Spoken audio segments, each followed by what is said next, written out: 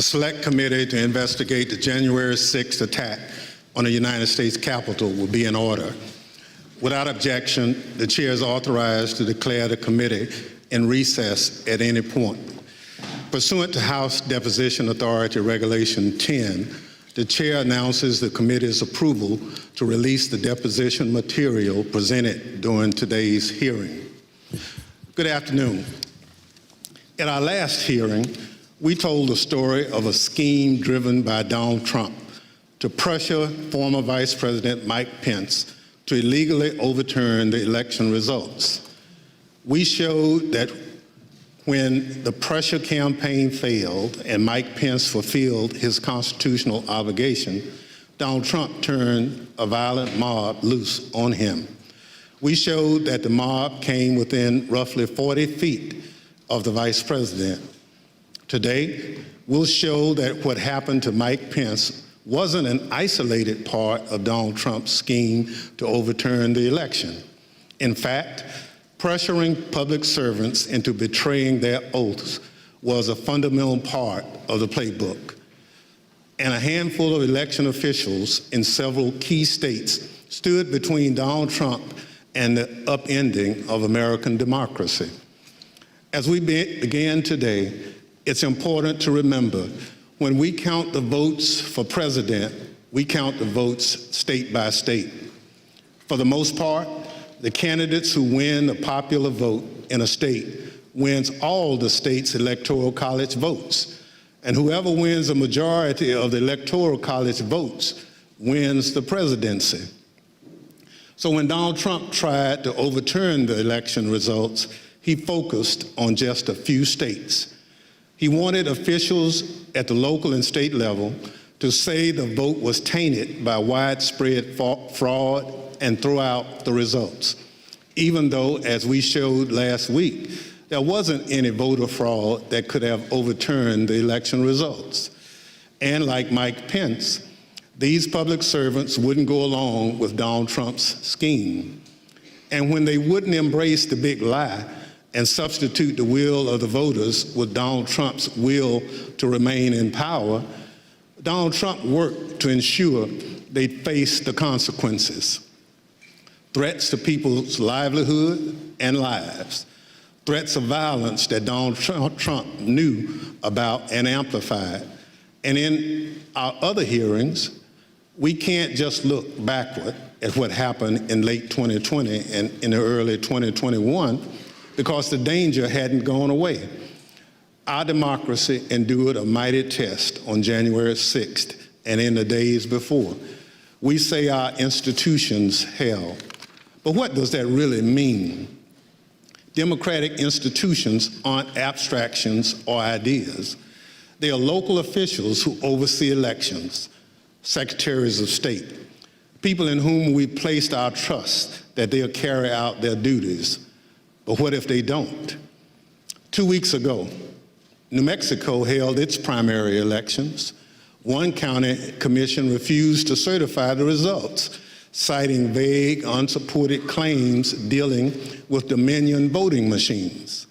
The court stepped in, saying New Mexico law required the commission to certify the results. 2 of the 3 members of the commission finally relented. One still refused, saying his vote, quote, isn't based on any evidence, it's not based on any facts. It's only based on my gut feeling and my own intuition, and that's all I need. By the way, a few months ago, this county commissioner was found guilty of illegally entering the Capitol grounds on January 6th. This story reminds us of a few things. First, as we've shown in our previous hearings, claims that widespread voter fraud tainted the 2020 presidential election have always been a lie. Donald Trump knew they were a lie, and he kept amplifying them anyway. Everything we described today, the relentless, destructive pressure campaign on state and local officials, was all based on a lie. Donald Trump knew it, he did it anyway. Second, the lie hasn't gone away. It's corrupting our democratic institutions. People who believe that lie are now seeking positions of public trust. And as seen in New Mexico, their oath to be to the people they serve will take a back seat to their commitment to the big lie. If that happens, who will make sure our institutions don't break under the pressure? We won't have close calls. We'll have a catastrophe. My distinguished colleague from California, Mr. Schiff, will present much of the Select Committee's finding on this matter. First, I'm pleased to recognize our Vice Chair, Ms. Cheney of Wyoming, for any opening statement she'd care to offer. Thank you very much, Mr. Chairman. Today, we will begin examining President Trump's effort to overturn the election by exerting pressure on state officials and state legislatures.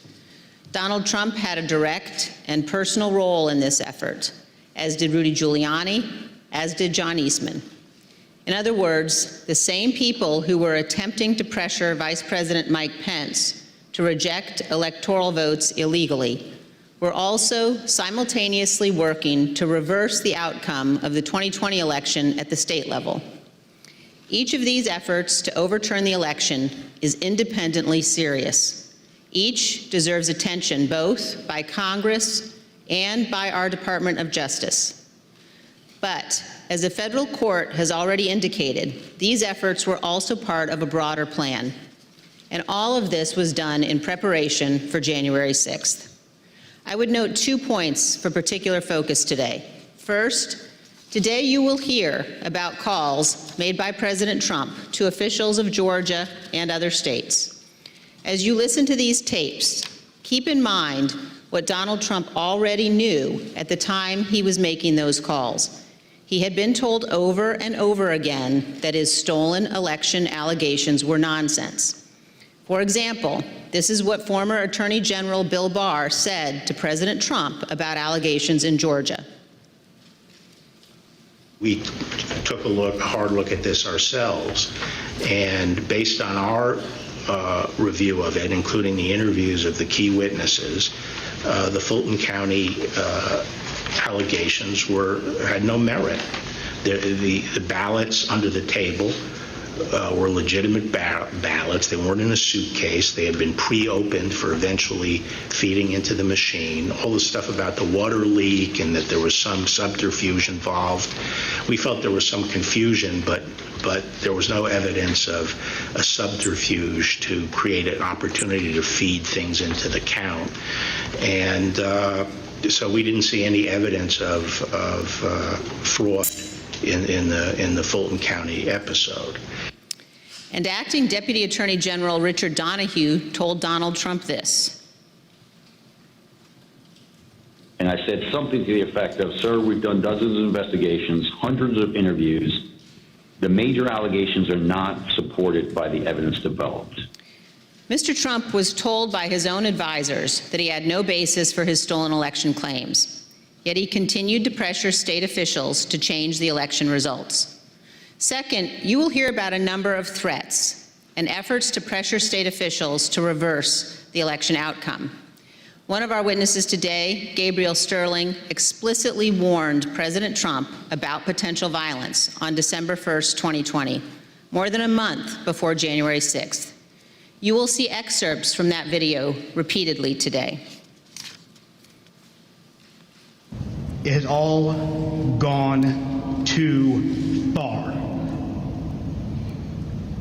All of it.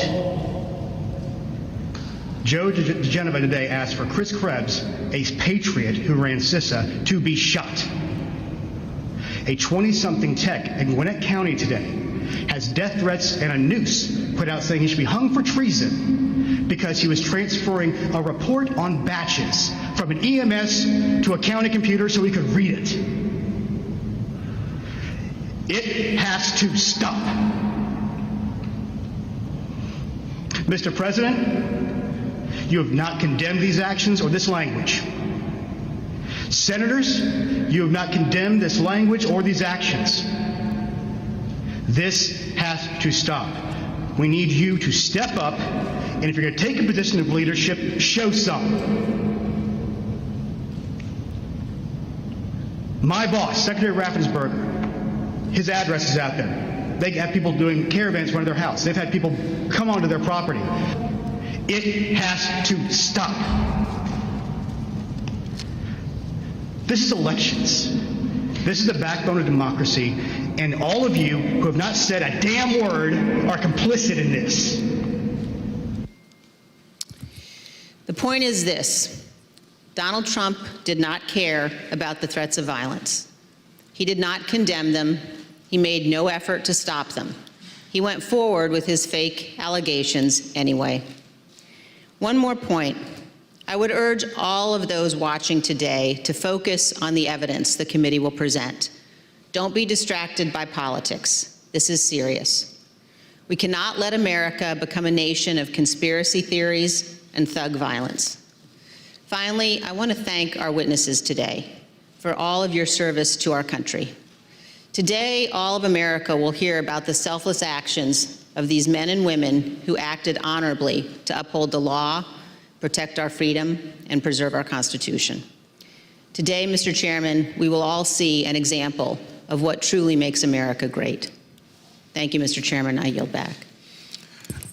Without objection, the chair recognizes the gentleman from California, Mr. Schiff, for an opening statement. Thank you, Mr. Chairman and Madam Vice Chair. On November 3rd, 2020, Donald Trump ran for re-election to the office of the presidency, and he lost. His opponent, Joe Biden, finished ahead in the key battleground states of Arizona, Michigan, Wisconsin, Pennsylvania, Georgia, and elsewhere. Nevertheless, and for the first time in history, the losing presidential candidate fought to hold on to power. As we have seen in previous hearings, he did so through a variety of means. On Election Day, he sought to stop the counting of the vote, knowing that the millions of absentee ballots elections officials would be counting on Election Day and thereafter would run strongly against him and deliver a victory to Joe Biden. Next, and when he could not stop the counting, he tried to stop state legislatures and governors from certifying the results of the election. He went to court and filed dozens of frivolous lawsuits, making unsubstantiated claims of fraud. When that too failed, he mounted a pressure campaign directed at individual state legislators to try to get them to go back into session and either declare him the winner, decertify Joe Biden as the winner, or send two slates of electors to Congress, one for Biden and one for him, and pressure Vice President Pence to choose him as the winner. But the state legislatures wouldn't go along with this scheme, and neither would the vice president. None of the legislatures agreed to go back into special session and declare him the winner. No legitimate state authority in the states Donald Trump lost would agree to appoint fake Trump electors and send them to Congress. But this didn't stop the Trump campaign either. They assembled groups of individuals in key battleground states and got them to call themselves electors, created phony certificates associated with these fake electors, and then transmitted these certificates to Washington and to the Congress to be counted during the joint session of Congress on January 6th. None of this worked. But according to Federal District Judge David Carter, former President Trump and others likely violated multiple federal laws by engaging in this scheme, including conspiracy to defraud the United States. You will hear evidence of the former president and his top advisors' direct involvement in key elements of this plot, or what Judge Carter called a coup in search of a legal theory. For as the judge explained, President Trump's pressure campaign to stop the electoral count did not end with Vice President Pence. It targeted every tier of federal and state elected officials. Convincing state legislatures, he said, to certify competing electors was essential to stop the count and ensure President Trump's re-election. As we have seen in our prior hearings, running through this scheme was a big lie that the election was plagued with massive fraud and somehow stolen. You'll remember what the president's own Attorney General, Bill Barr, said he told the president about these claims of massive fraud affecting the outcome of the election. And I told him that the stuff that his people were shoveling out to the public was bullshit. I mean, that the claims of fraud were bullshit. The president's lie was and is a dangerous cancer on the body politic. If you can convince Americans that they cannot trust their own elections, that any time they lose it is somehow illegitimate, then what is left but violence to determine who should govern? This brings us to the focus of today's hearing. When state elections officials refused to stop the count, Donald Trump and his campaign tried to put pressure on them. When state executive officials refused to certify him the winner of states he lost, he applied more pressure. When state legislators refused to go back into session and appoint Trump electors, he amped up the pressure yet again. Anyone who got in the way of Donald Trump's continued hold on power after he lost the election was the subject of a dangerous and escalating campaign of pressure. This pressure campaign brought angry phone calls and texts, armed protests, intimidation, and all too often, threats of violence and death. State legislators were singled out. So too were statewide elections officials.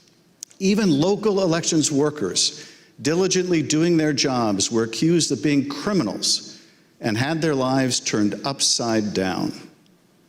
As we will show, the president's supporters heard the former president's claims of fraud and the false allegations he made against state and local officials as a call to action. Stop the steal! Stop the steal! Stop the steal! You're a threat to democracy! You're a threat to free and honest election! America! We don't love our rights and our freedom!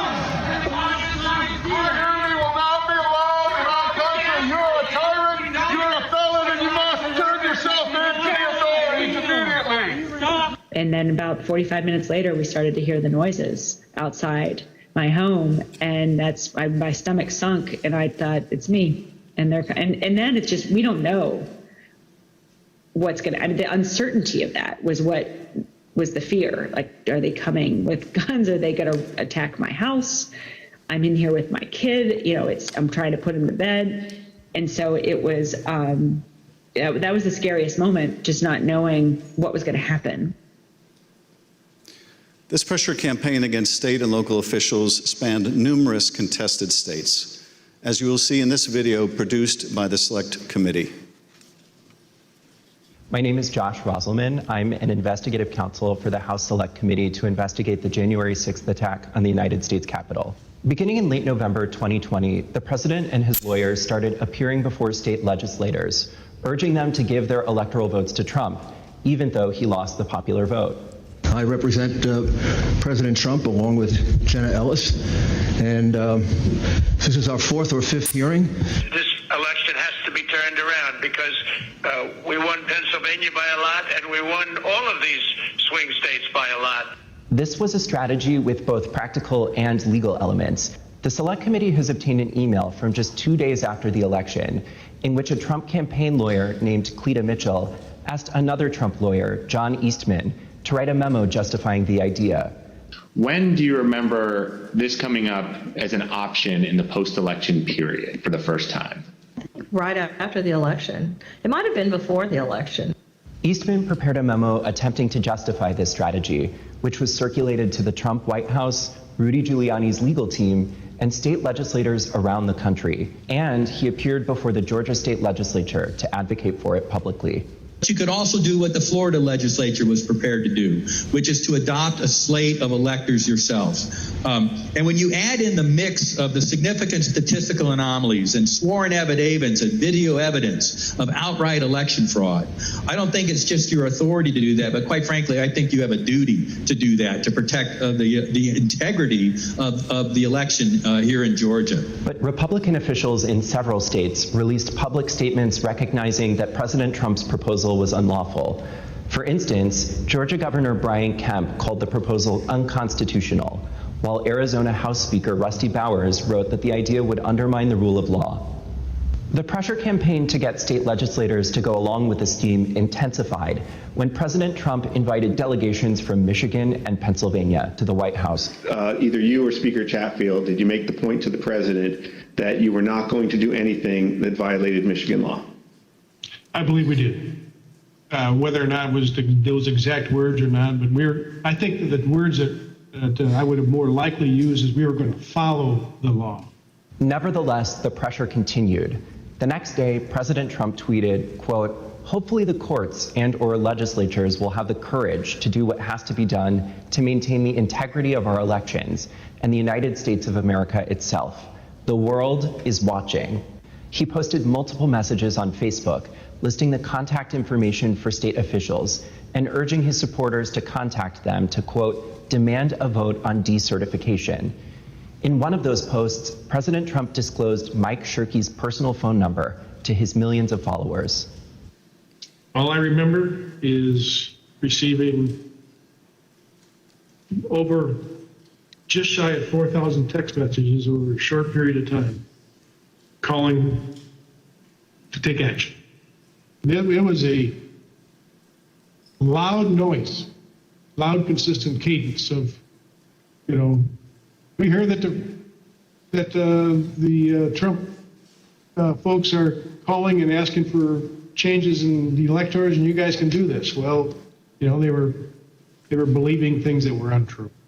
These efforts also involved targeted outreach to state legislators. Hi, Representative. My name is Angela McCallum. I'm calling from Trump campaign headquarters in Washington, D.C. You do have the power to reclaim your authority and send a slate of electors that will support President Trump and Vice President Pence. From President Trump's lawyers and from Trump himself. And I've become friendly with legislators that I didn't know 4 weeks ago. Another legislator, Pennsylvania House Speaker Brian Cutler, received daily voicemails from Trump's lawyers in the last week of November. Mr. Speaker, this is Rudy Giuliani and Jenna Ellis. We're calling you together because we'd like to discuss, obviously, the election. Hello, Mr. Speaker. This is Jenna Ellis, and I'm here with Mayor Giuliani. Hey, Brian, it's Rudy.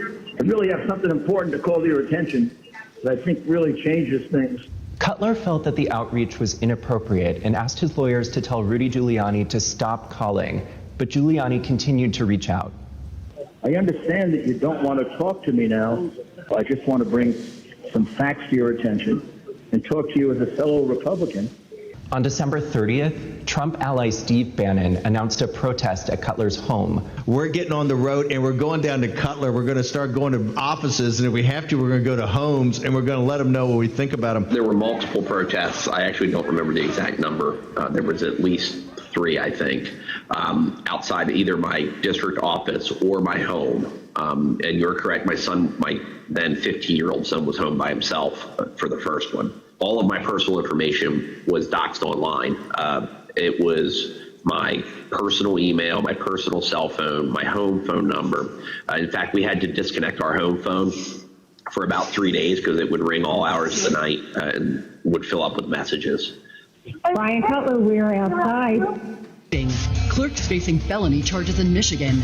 Poll watchers denied access in Pennsylvania. These ads were another element in the effort. The Trump campaign spent millions of dollars running ads online and on television. The evidence is overwhelming. Call your governor and legislators. Demand they inspect the machines and hear the evidence. Public pressure on state officials often grew dangerous in the lead up to January 6th.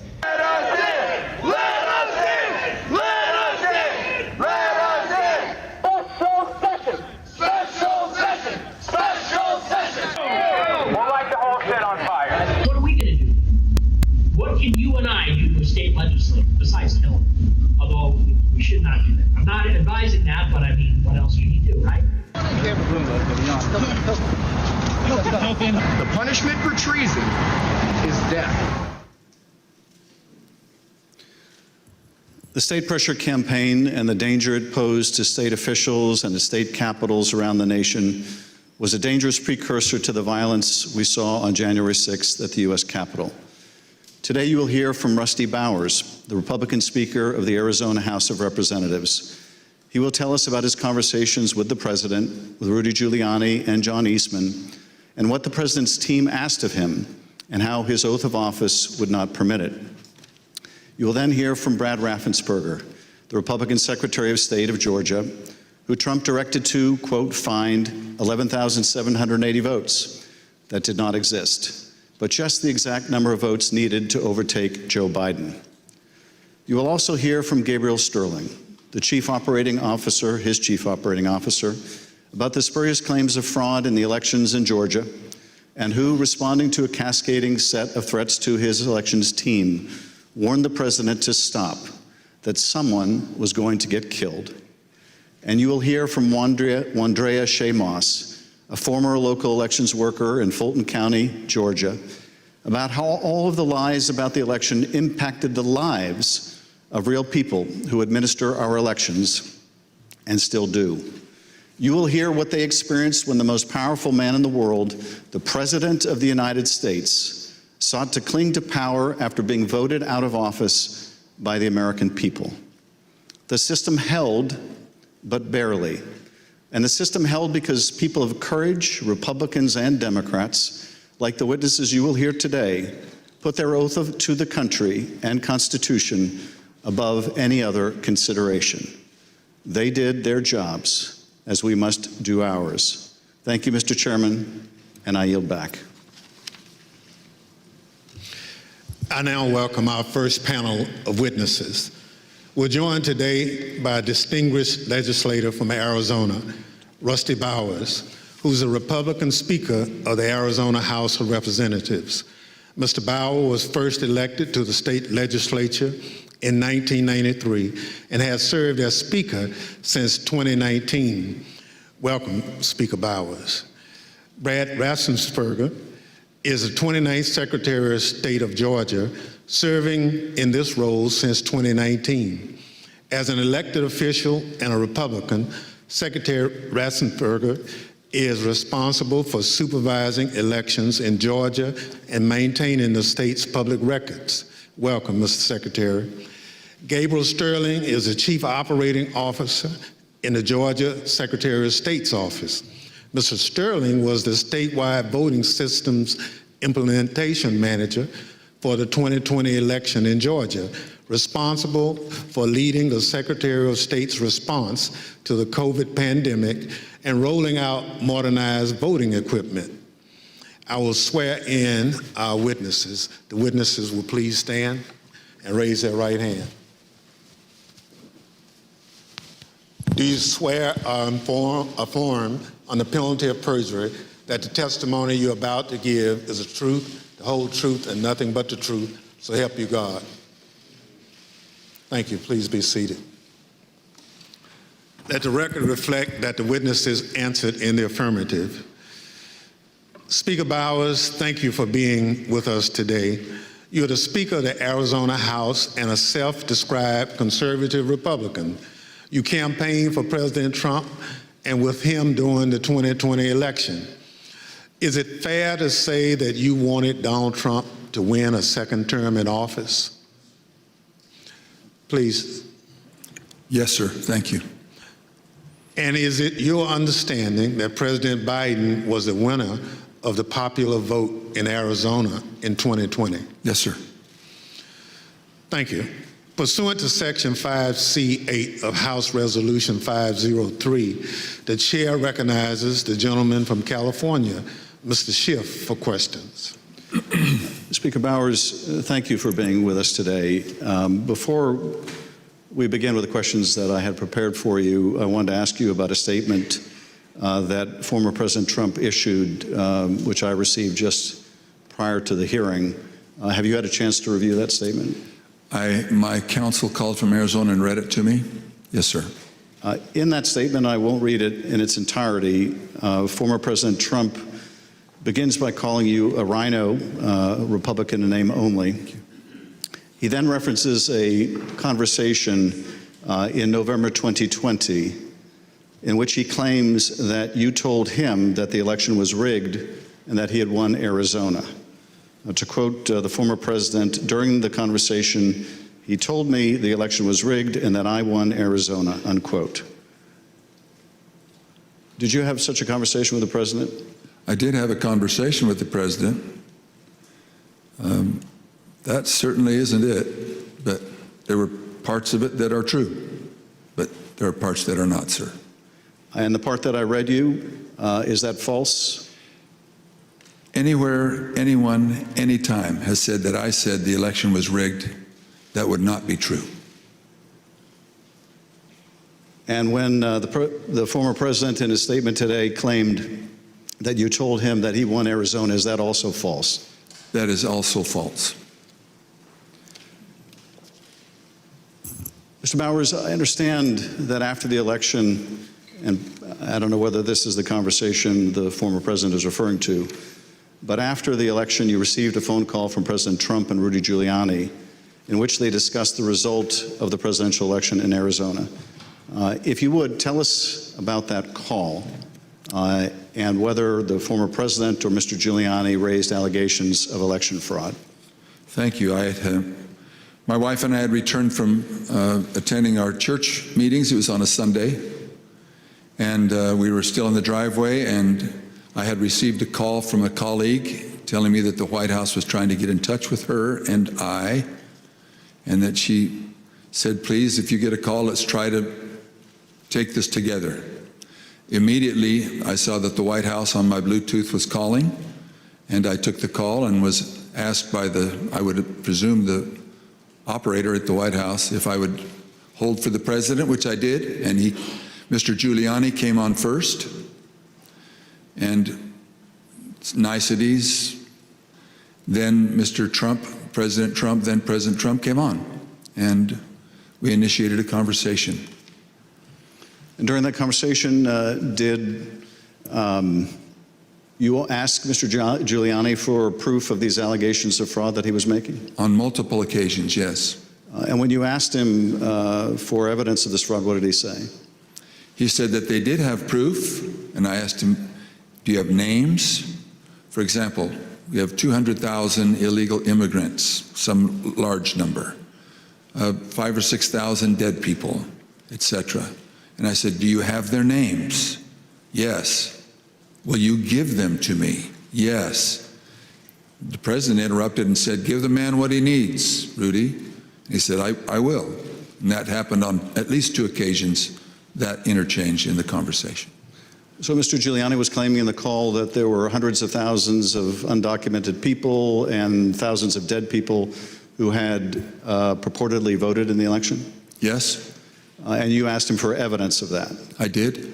And did you ever receive from him that evidence either during the call, after the call, or to this day? Never. What was the ask during this call? He was making these allegations of fraud, but he had something or a couple things that they wanted you to do. What were those? The ones I remember were first that we would hold, that I would allow an official committee at the Capitol so that they could hear this evidence and that we could take action thereafter. And I refused. I said, up to that time, the circus, I called it a circus, had been brewing with lots of demonstrations, both at the counting center, at the Capitol, and other places. And I didn't want to have that in the House. I did not feel that the evidence, granted in its absence, merited a hearing, and I didn't want to be used as a pawn if there was some other need that the committee hearing would fulfill.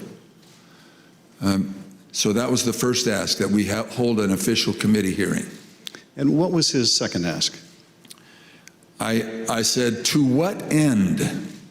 To what end the hearing? He said, well, we have heard by an official high up in the Republican legislature that there is a legal theory or a legal ability in Arizona that you can remove the electors of President Biden and replace them. And we would like to have the legitimate opportunity through the committee to come to that end and remove that. And I said, that's something that's totally new to me. I've never heard of any such thing.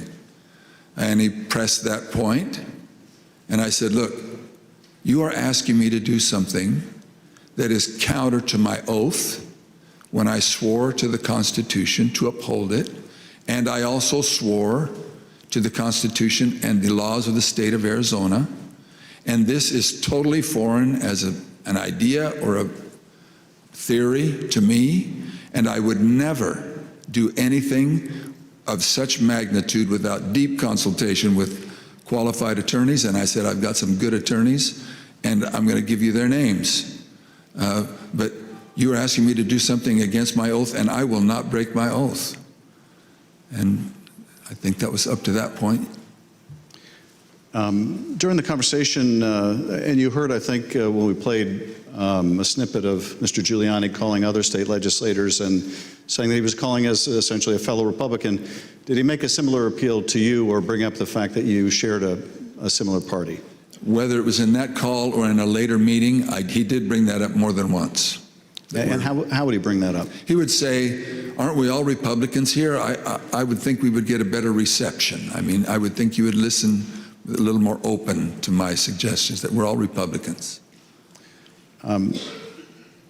And this evidence that you asked him for that would justify this extraordinary step, I think you said they never produced. Why did you feel, either in the absence of that evidence or with it, what they were asking you to do would violate your oath to the Constitution?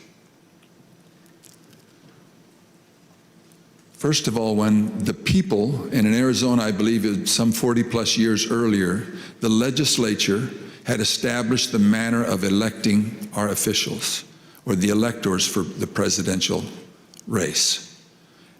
Once it was given to the people, as in Bush v. Gore, illustrated by the Supreme Court, it becomes a fundamental right of the people. So as far as I was concerned, for someone to ask me in the, I would call it a paucity, there was no evidence being presented of any strength. Evidence can be hearsay evidence, it's still evidence, but it's still hearsay. But strong judicial quality evidence, anything that would say to me, you have a doubt, deny your oath. I will not do that. And on more than one occasion throughout all this, that has been brought up, and it is a tenet of my faith that the Constitution is divinely inspired of my most basic foundational beliefs. And so for me to do that because somebody just asked me to is foreign to my very being. I will not do it. During that conversation, Speaker Bowers, did you ask him if what he was proposing had ever been done before? I did. And what did he say? He said, well, I'm not familiar with Arizona law or any other laws, but I don't think so. And that also was brought up in other conversations, both with him and with John Eastman and others. Speaker Bowers, I understand that a week after that call, Mr. Giuliani appeared with others associated with President Trump's effort to overturn the result of the election at a purported legislative hearing in a hotel ballroom in Phoenix. Was this an official hearing of the state legislature? It was not. And why was it not a real or official hearing of the legislature? A legislator can hold a group meeting. He can call it a hearing.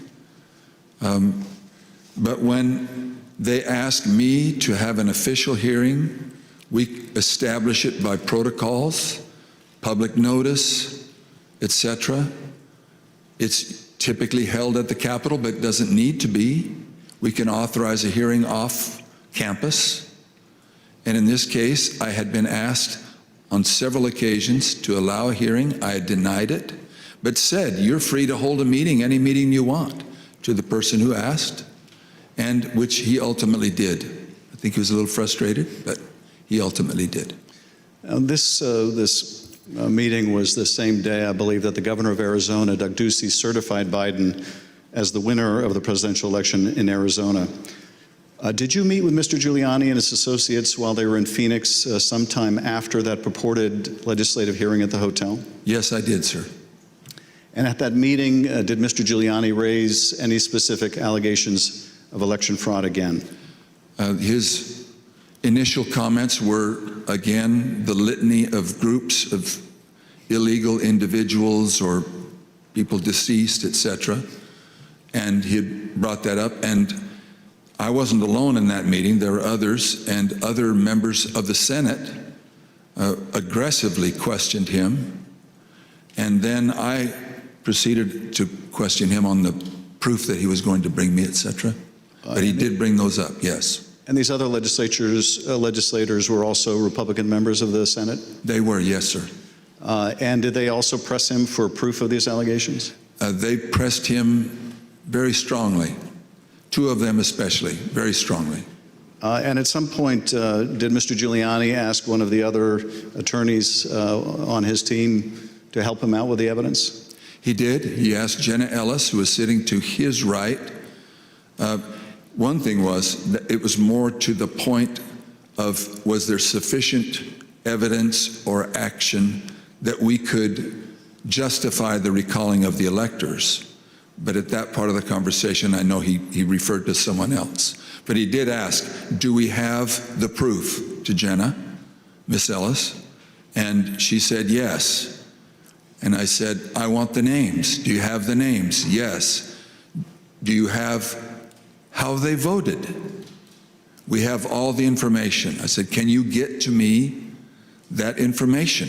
Did you bring it with you? She said, no. Both Mr. Giuliani asked her and I asked generally if they'd brought it with them. She said, no, it's not with me, but we can get it to you. And I said, then you didn't bring me the evidence, which was repeated in different iterations for some period of time. At some point, did one of them make a comment that they didn't have evidence, but they had a lot of theories? That was Mr. Giuliani. And what exactly did he say, and how that come up? My recollection, he said, we've got lots of theories, we just don't have the evidence. And I don't know if that was a gaffe, or maybe he didn't think through what he said, but both myself and others in my group, the three in my group and my council, both remembered that specifically, and afterwards we kind of laughed about it. And you know, getting back to the ask in that phone call that preceded this meeting, he wanted you to have the legislature dismiss the Biden electors and replace them with Trump electors on the basis of these theories of fraud? He did not say it in those exact words, but he did say that Arizona law, according to what he understood, that would be allowed, and that we needed to come into session to take care of that, which initiated a discussion about, again, what I can legally and not legally do, and I can't go into session in Arizona unilaterally or on my sole prerogative. In this meeting or at any other later time, did anyone provide you with evidence of election fraud sufficient to affect the outcome of the presidential election in Arizona? No one provided me ever such evidence. The Select Committee has uncovered evidence in the course of our investigation that at Stop the Steal protests at state capitals across the country, there were individuals with ties to the groups or parties involved in the January 6th attack on the U.S. Capitol. One of those incursions took place in the Arizona House of Representatives building, as you can see in this footage. This is previously undisclosed video of protesters illegally entering and refusing to leave the building. One of the individuals prominently shown in this video is Jacob Chansley. Perhaps better known as the QAnon shaman, this rioter entered the Capitol on January 6th, was photographed leaving a threatening note on the dais in the U.S. Senate chamber, and was ultimately sentenced to 41 months in prison after pleading guilty to obstruction of an official proceeding. Other protesters who occupied the Arizona House of Representatives building included Proud Boys, while men armed with rifles stood just outside the entrance. I understand these protesters were calling for you by name, Speaker Bowers. Is that correct? That is correct. Speaker Bowers, did the president call you again in later in December? He did, sir. And did you tell the president in that second call that you supported him, that you voted for him, but that you were not going to do anything illegal for him? I did, sir. Nevertheless, his lawyer, John Eastman, called you some days later on June 4th, 2021. And he did have a very specific ask that would have required you to do just what you had already told the president you wouldn't do, something that would violate your oath. Is that correct? That's correct. It wasn't just me. I had my counsel and others on the call. And what did Dr. Eastman want you to do? That we would, in fact, take a vote to overthrow, or I shouldn't say overthrow, that we would decertify the electors, and that because we had plenary authority to do so. And he cited Article 2, Section 1, I think it's Clause 2, and said that in his opinion that gave us the authority if there was, I don't recall him saying sufficient evidence, but there was some call or some strong reason to do so that we, or justification to do so that we could do that.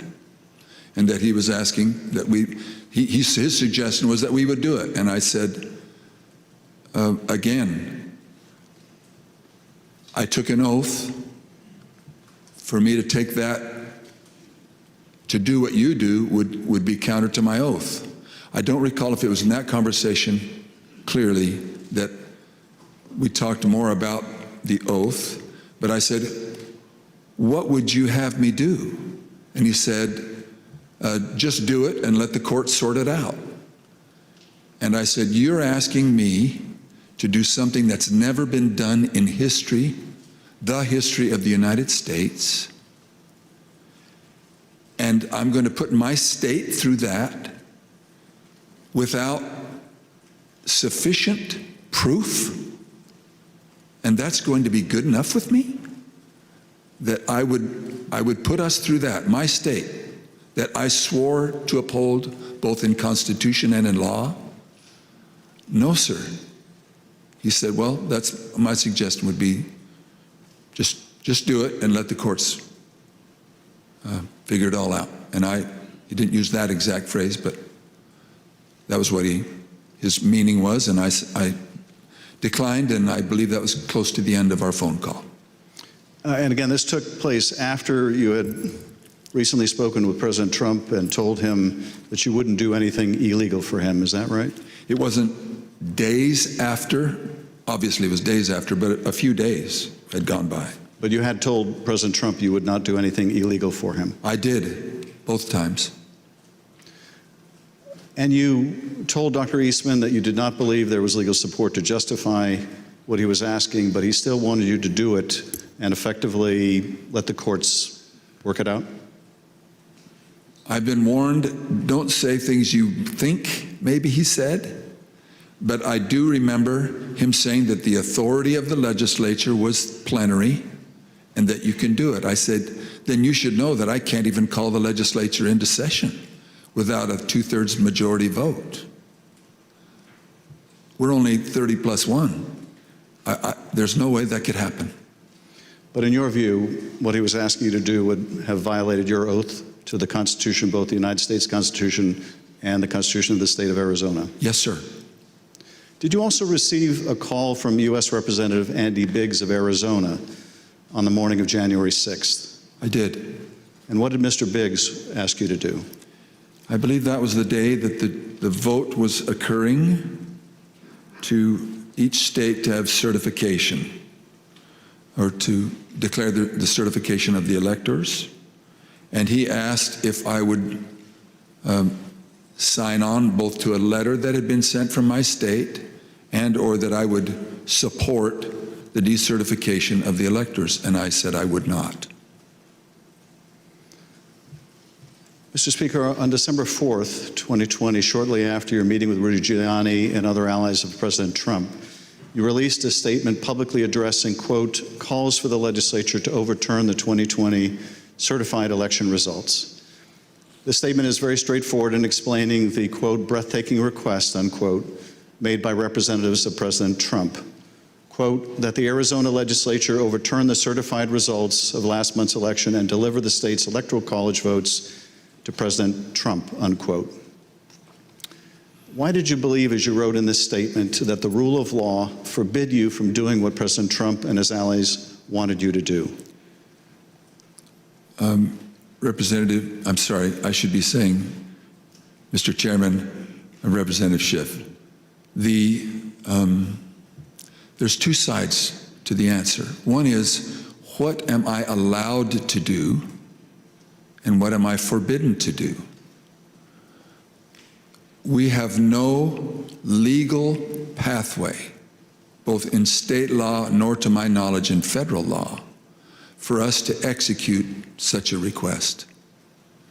And I am not allowed to walk or act beyond my authority.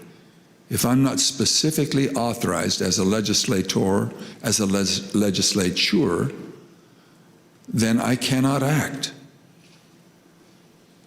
to the point of calling us into session.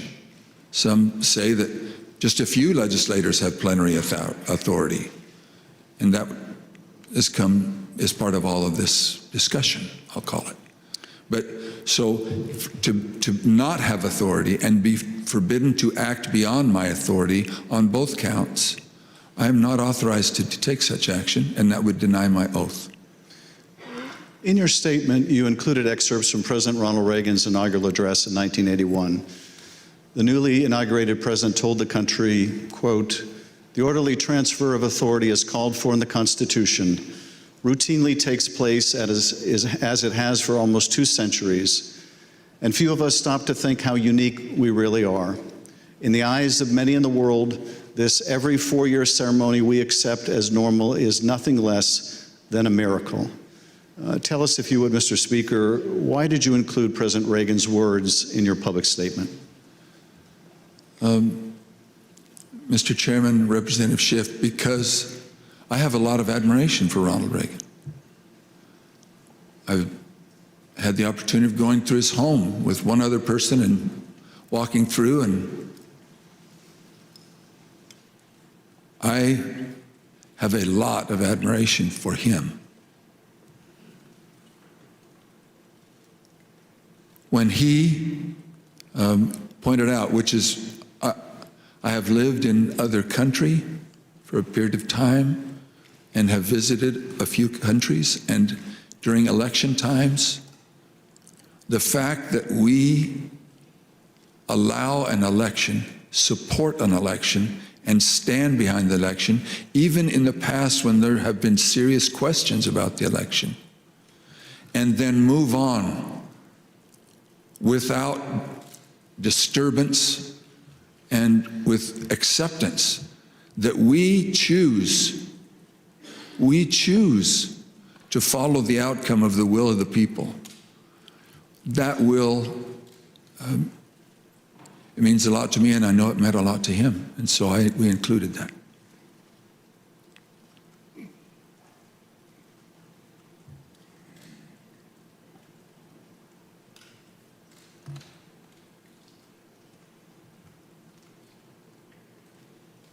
Thank you, Speaker Bowers.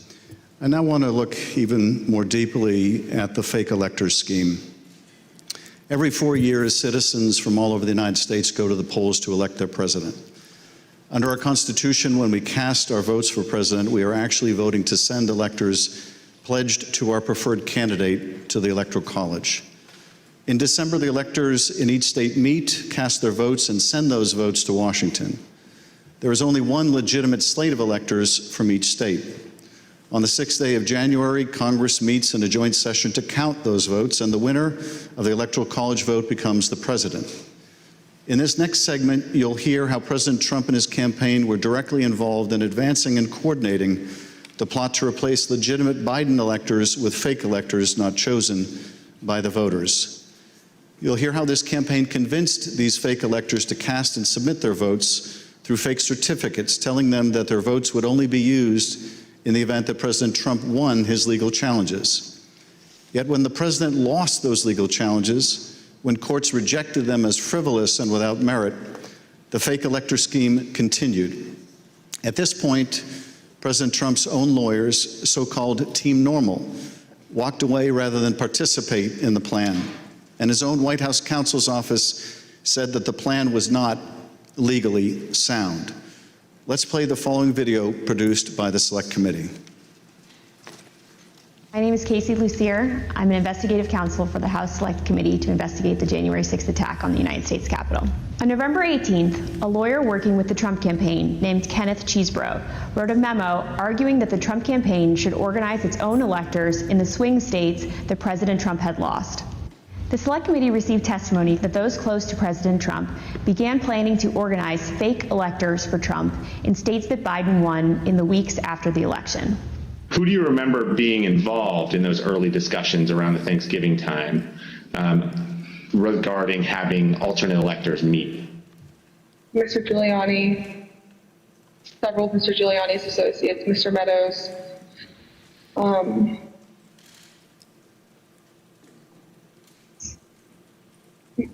members of Congress, although it's difficult to distinguish if the members I'm thinking of were involved during Thanksgiving or if they were involved as we progressed through December. At the president's direct request, the RNC assisted the campaign in coordinating this effort. What did the president say when he called you?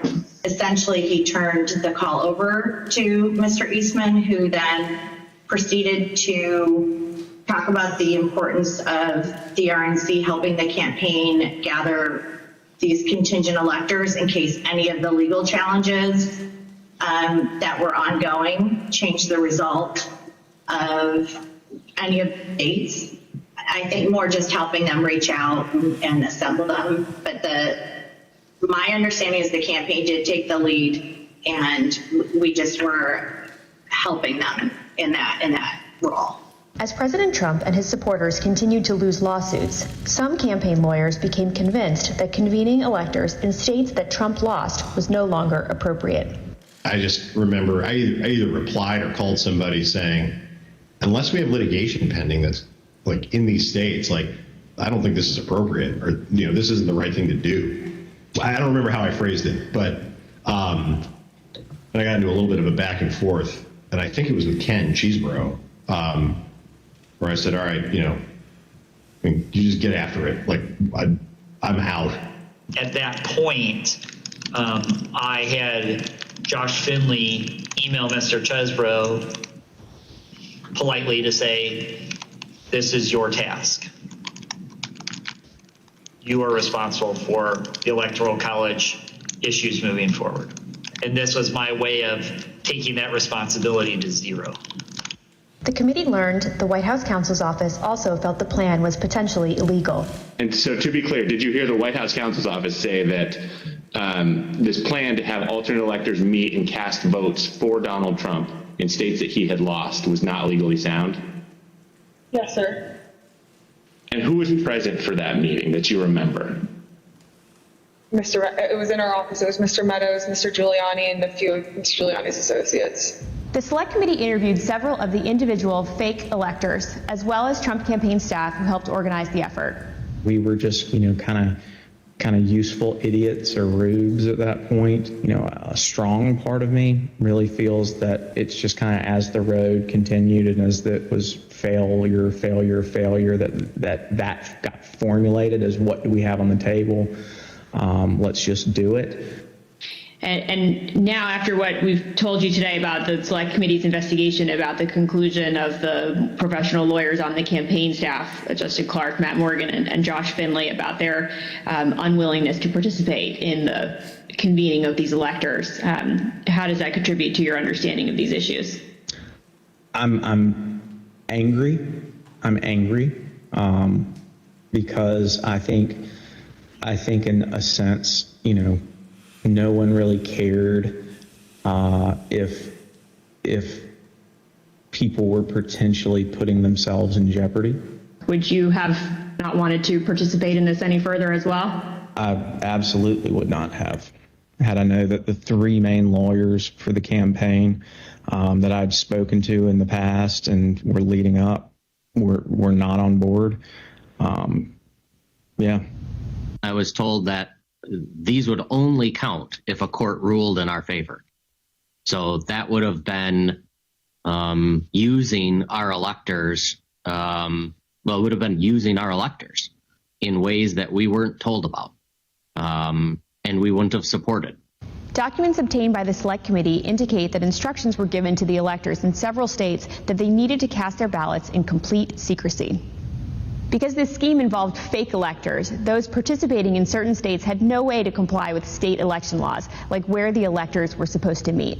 One group of fake electors even considered hiding overnight to ensure that they could access the state capitol, as required in Michigan. Did Mr. Norton say who he was working with at all on this effort to have electors meet? He said he was working with the president's campaign. He told me that the Michigan Republican electors were planning to meet in the Capitol and hide overnight so that they could fulfill the role of casting their vote in per law in the Michigan chambers. And I told him in no uncertain terms that that was insane and inappropriate. In one state, the fake electors even asked for a promise that the campaign would pay their legal fees if they got sued or charged with a crime. Ultimately, fake electors did meet on December 14th, 2020 in Arizona, Georgia, Michigan, Pennsylvania, New Mexico, Nevada, and Wisconsin. At the request of the Trump campaign, the electors from these battleground states signed documents falsely asserting that they were the, quote, duly elected electors from their state, and submitted them to the National Archives and to Vice President Pence in his capacity as President of the Senate. Here is what some of the fake elector certificates look like as compared to the real ones. But these ballots had no legal effect. In an email produced to the Select Committee, Dr. Eastman told a Trump campaign representative that it did not matter that the electors had not been approved by a state authority. Quote, the fact that we have multiple slates of electors demonstrates the uncertainty of either. That should be enough. He urged that Pence act boldly and be challenged. Documents produced to the Select Committee show that the Trump campaign took steps to ensure that the physical copies of the fake electors' electoral votes from 2 states were delivered to Washington for January 6th. Text messages exchanged between Republican Party officials in Wisconsin show that on January 4th, the Trump campaign asked for someone to fly their fake electors' documents to Washington.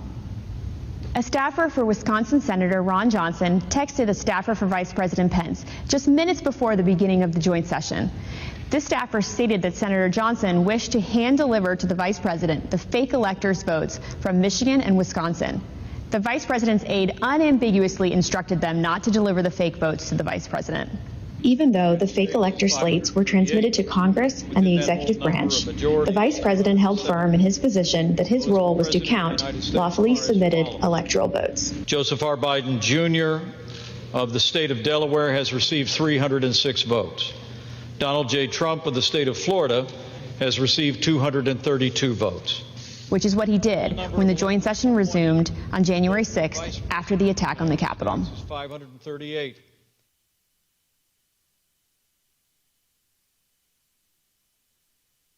What we just heard in that video was an aide to the White House Chief of Staff telling this committee that the White House counsel's office felt that this fake electors plan was not legally sound.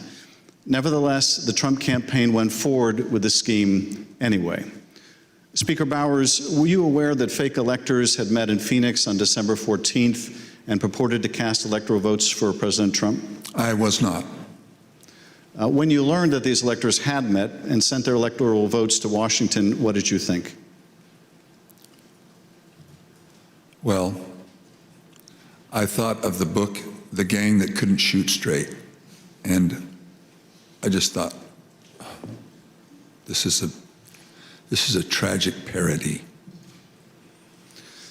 Mr. Bowers, I understand that as you flew from Phoenix to Washington yesterday, you reflected upon some passages from a personal journal that you were keeping in December 2020 while all of this was taking place.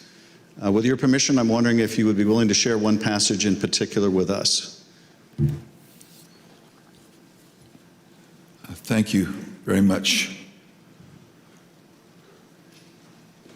It is painful to have friends who have been such a help to me turn on me with such rancor.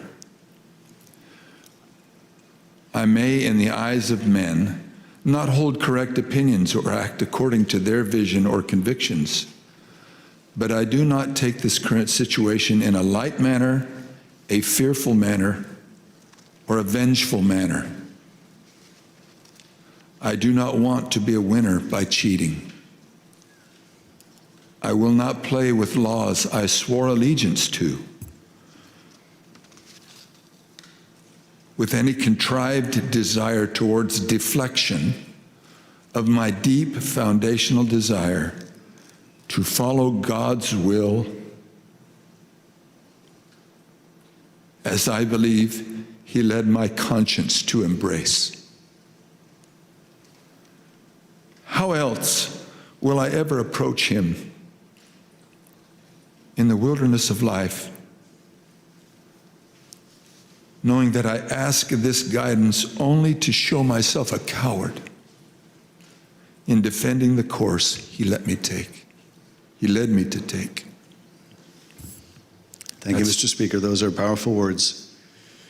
I understand that taking the courageous positions that you did following the 2020 election in defense of the rule of law and protecting the voters of Arizona resulted in you and your family being subjected to protests and terrible threats.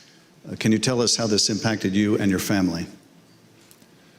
Well, as others in the videos have mentioned, we received, my secretaries would say, in excess of 20,000 emails and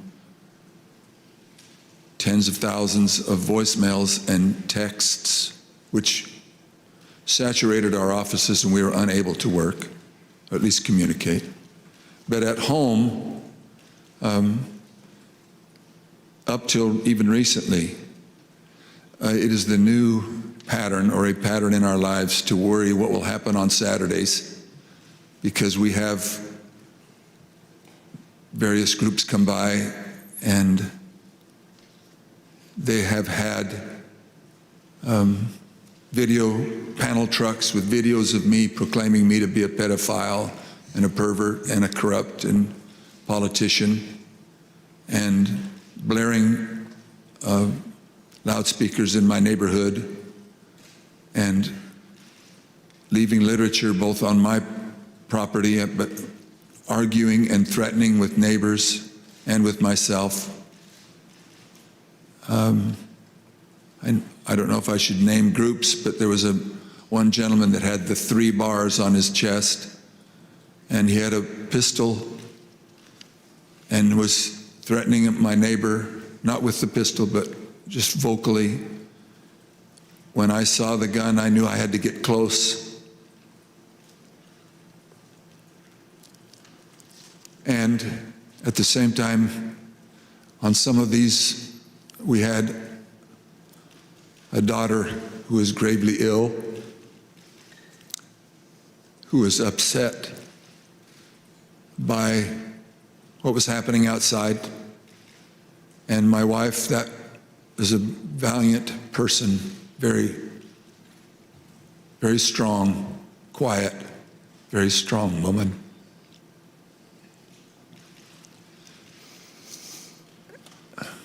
So it was disturbing. It was disturbing.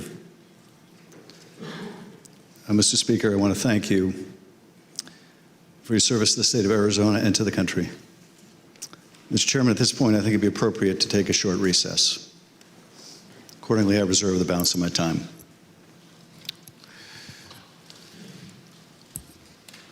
The chair requests that those in the hearing room remain seated until the Capitol Police have escorted members and witnesses from the room. We'll have 5 minutes, 5-minute recess.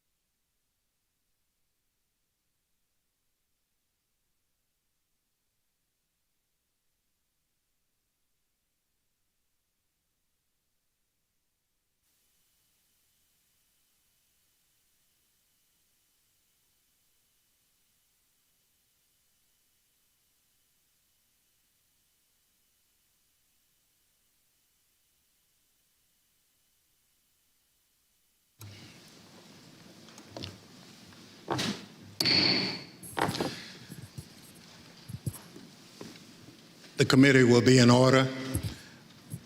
President Trump's pressure campaign against state officials existed in all the key battleground states that he lost.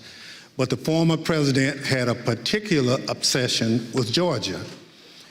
Here is the president on the afternoon of January 6th, after his own attorney general warned him that the claims you are about to hear are patently false. They should find those votes. They should absolutely find that. Just over 11,000 votes, that's all we need. They defrauded us out of a win in Georgia, and we're not going to forget it. So the state of Georgia is where we will turn our attention to next. I want to emphasize that our investigation into these issues is still ongoing. As I stated in our last hearing, if you have relevant information or documentary evidence to share with the Select Committee, we welcome your cooperation. But we will share some of our findings with you today. Secretary Raffensperger, thank you for being here today. You've been a public servant in Georgia since 2015, serving first as a member of the Georgia House of Representatives, and then since January 2019 as Georgia's Secretary of State. As a self-described conservative Republican, is it fair to say that you wanted President Trump to win the 2020 election? Yes, it is. Mr. Secretary, many witnesses have told the Select Committee that Election Day, November 3rd, 2020, was a largely uneventful day in their home states. In spite of the challenges of conducting an election during a pandemic, you wrote in the Washington Post that the election was, quote, successful. Tell us, what was your impression of how Election Day had proceeded in Georgia? On Election Day in November, our election went remarkably smooth. In fact, we meet at the GEMA headquarters. That's the Georgia Energy Emergency Management Association meeting location, but we were following wait times in line. In the afternoon, our average wait time was 3 minutes statewide that we were recording for various precincts, and it actually got down to 2 minutes. And at the end of the day, we felt that we had a successful election from the standpoint of the administration and the operation of the election. Thank you. The chair recognizes the gentleman from California, Mr. Schiff.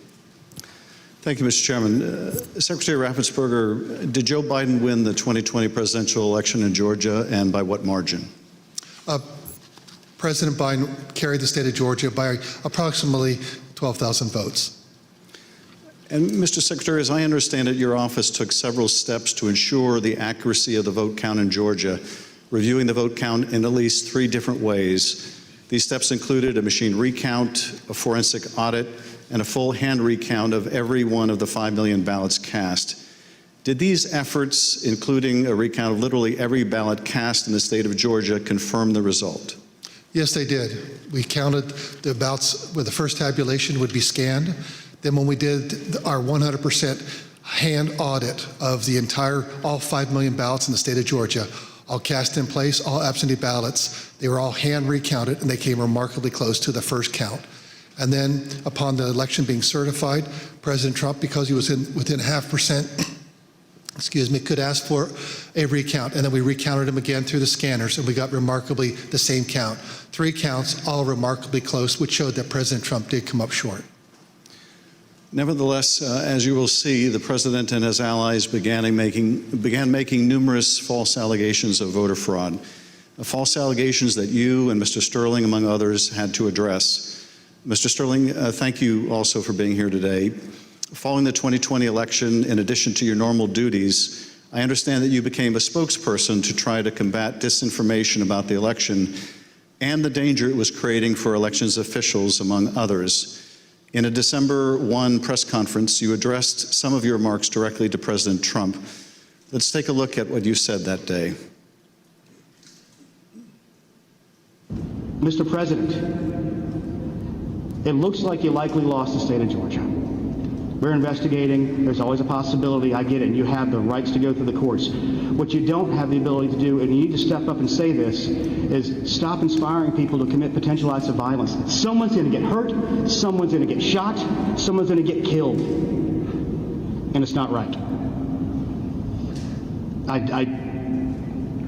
It's not right. Mr. Sterling, what prompted you to make these remarks? Mr. Schiff, we had a previously scheduled press conference that day, as we were in the habit of doing, trying to be as transparent as we could about the election and the counts going on. A little after lunch that day, lunchtime, I received a call from the project manager from Dominion Voting Systems, who was oddly, audibly shaken. She's not the kind of person I would assume would be that way. She has a master's from MIT, a graduate of the Naval Academy, and was very much on the ball and pretty unflappable.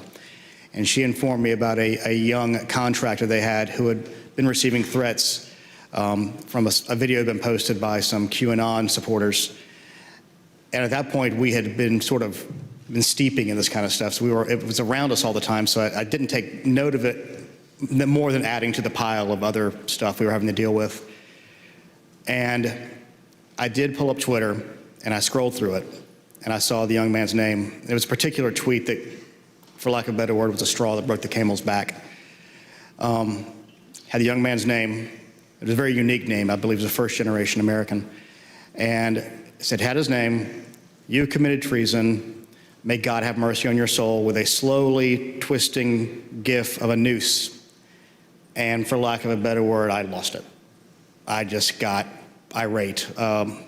My boss was with me at the time, the Deputy Secretary, Jordan Fuchs, and she could tell that I was angry. I tend to turn red from here up when that happens, and that happened at that time. And she called Secretary Raffensperger to say, "We're seeing these kind of threats, and Gabe thinks we need to say something about it." And the Secretary said yes, and that's what prompted me to do what I did. I lost my temper, but it seemed necessary at the time because it was just getting worse. And I could not tell you why that particular one was the one that put me over the edge, but it did.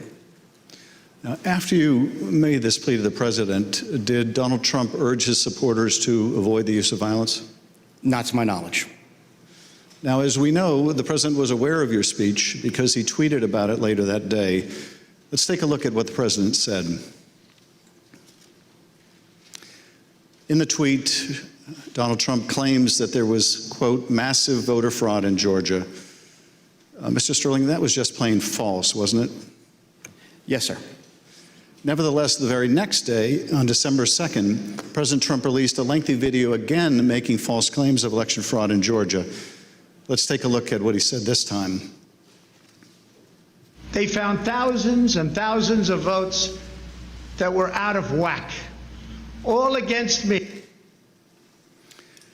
In fact, the day after Donald Trump released that video, so now we're talking just 2 days after the emotional warning that you gave that someone's going to get killed, representatives of President Trump appeared in Georgia, including Rudy Giuliani, and launched a new conspiracy theory that would take on a life of its own and threaten the lives of several innocent election workers. This story falsely alleges that sometime during election night, election workers at the State Farm Arena in Atlanta, Georgia, kicked out poll observers. After the observers left, the story goes, these workers pulled so-called suitcases of ballots from under a table and ran those ballots through counting machines multiple times. Completely without evidence, President Trump and his allies claimed that these suitcases contained as many as 18,000 ballots, all for Joe Biden. None of this was true. But Rudy Giuliani appeared before the Georgia State Senate and played a surveillance video from State Farm Arena, falsely claiming that it showed this conspiracy taking place. Here's a sample of what Mr. Giuliani had to say during that hearing. And when you look at what you saw on the video, which to me was a smoking gun, powerful smoking gun, well, I don't have to be a genius to figure out what happened. And I don't have to be a genius to figure out that those votes are not legitimate votes. You don't put legitimate votes under a table. No. Wait until you throw the opposition out and in the middle of the night count them. We would have to be fools to think that. President Trump's campaign amplified Giuliani's false testimony in a tweet, pushing out the video footage. Giuliani likewise pushed out his testimony on social media. As you can see in this tweet, Mr. Giuliani wrote that it was, quote, now beyond doubt, unquote, that Fulton County Democrats had stolen the election.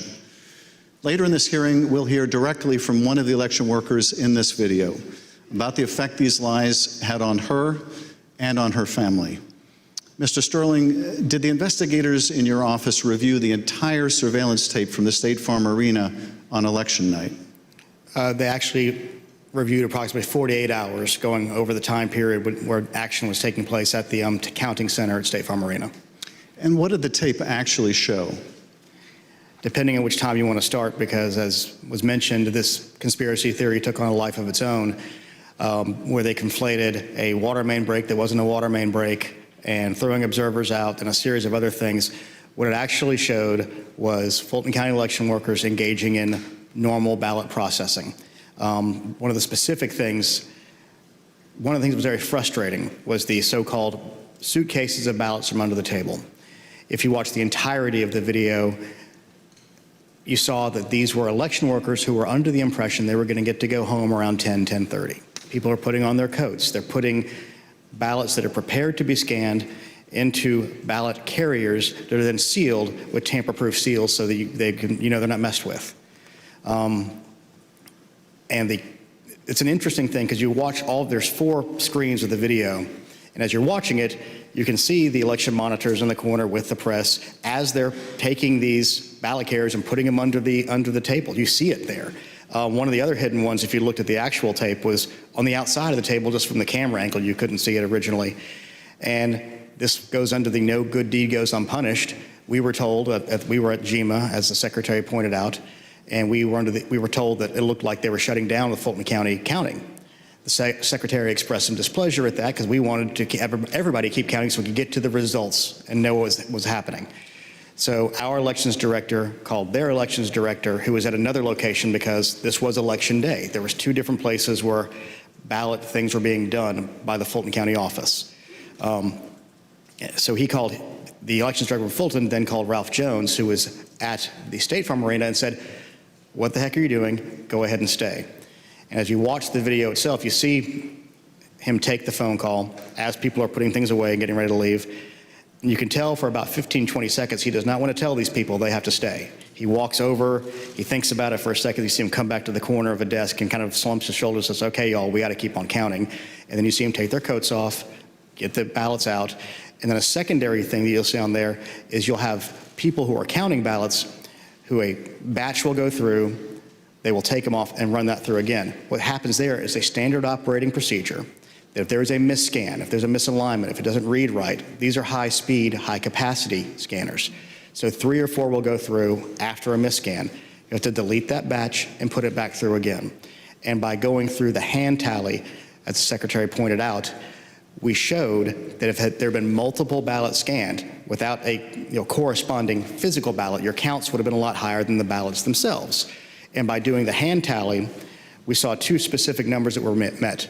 The hand tally got us to a 0.1053% off of the total votes cast and 0.0099% on the margin, which is essentially dead on accurate. Most academic studies say on a hand tally you'll have between 1% and 2%, but because we use ballot marking devices where it's very clear what the voter intended, it made it a lot easier for us to conduct that hand count and show that none of that was true. Now, I understand that when you reviewed these tapes and did the analysis, it disproved this conspiracy theory. But you still had to take a lot of steps to try to make sure the public knew the truth about these allegations. And you did frequent briefings for the press. Let's take a look at one of those press briefings, Mr. Sterling, that you held on December 7th to make the point that you just did today. Move on to what I'm going to call Disinformation Monday. Out of the gate, many of y'all saw the videotape from State Farm Arena. I spent hours with our post-certified investigators, Justin Gray from WSB, spent hours with us going over this video to explain to people that what you saw, the secret suitcases with magic ballots, were actually ballots that had been packed into those absentee ballot carriers by the workers in plain view of the monitors and the press. And what's really frustrating is the president's attorneys had this same videotape. They saw the exact same things the rest of us could see, and they chose to mislead state senators and the public about what was on that video. I'm quite sure that they will not characterize the video if they try to enter into evidence, because that is the kind of thing that could lead to sanctions, because it's obviously untrue. They knew it was untrue, and they continue to do things like this. Mr. Sterling, despite the efforts by your office to combat this misinformation by speaking out publicly and through local media, you were unable to match the reach of President Trump's platform and social media megaphone spreading these false conspiracy theories. What was it like to compete with a president who had the biggest bully pulpit in the world to push out these false claims? For lack of a better word, it was frustrating, but oftentimes I felt our information was getting out, but that there was a reticence of people who needed to believe it because the President of the United States, whom many looked up to and respected, was telling them it wasn't true, despite the facts. And I have characterized at one point it was kind of like a shovel trying to empty the ocean. And yes, it was frustrating. I even have, family members who I had to argue with about some of these things, and I would show them things, and the problem you have is you're getting to people's hearts. I remember there's one specific, an attorney that we know that we showed and walked him through. This wasn't true. Okay, I get that. This wasn't true. Okay, I get that. This wasn't 5 or 6 things. But at the end, he goes, I just know in my heart they cheated. That's just, and so once you get past the heart, the facts don't matter as much. And our job, from our point of view, is to get the facts out, do our job, tell the truth, follow the Constitution, follow the law, and defend the institutions and the institutions held. Let's take a look at what you were competing with. This is the former president speaking in Georgia on December 5th. Evidence of fraud is overwhelming, and again, I'm going to ask you to look up at that very, very powerful and very expensive screen. Hidden cases of possible ballots are rolled out from under a table. 4 people under a cloud of suspicion. So, if you just take the crime of what those Democrat workers were doing, and by the way, there was no water main break. They said there was no water main break. That's 10 times more than I need to win this state. 10 times more. It's 10 times, maybe more than that, but it's 10 times more because we lost by a very close number. In this committee's hearing last Monday, we heard from senior federal law enforcement officials, from the senior-most federal law enforcement official in Atlanta at the time, U.S. Attorney for the Northern District, B.J. Pack, as well as former Attorney General Bill Barr. They both testified that the allegations were thoroughly investigated and found to have no merit. Here is U.S. Attorney Pack.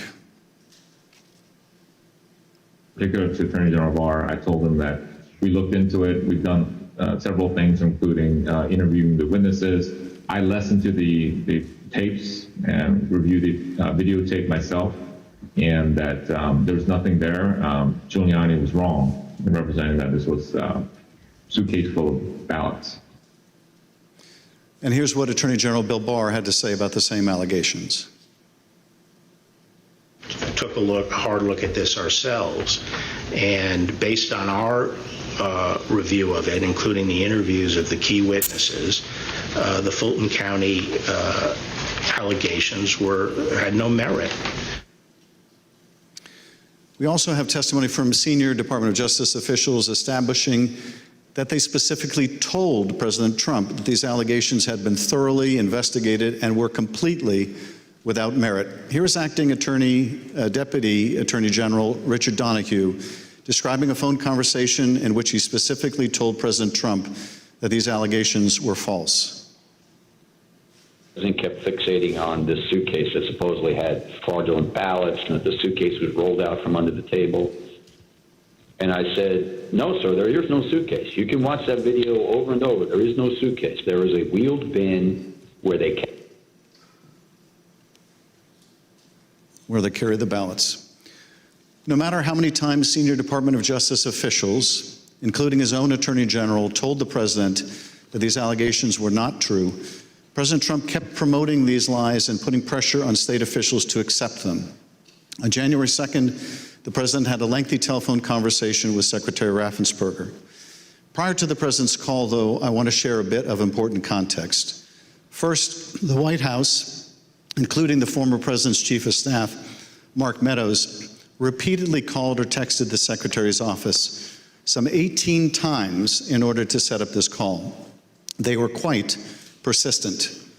Second, Chief of Staff Mark Meadows took the extraordinary step of showing up at a signature audit site in Georgia, where he met with Secretary Raffensperger's chief investigator, Francis Watson, who was supervising that audit process. Behind me is a photograph from that visit. Third, the day after Meadows' Georgia visit, he set up a call between President Trump and Francis Watson. On the call between President Trump and Georgia investigator Francis Watson, the former president continued to push the false claim that he'd won the state of Georgia. Let's listen to that part of the conversation.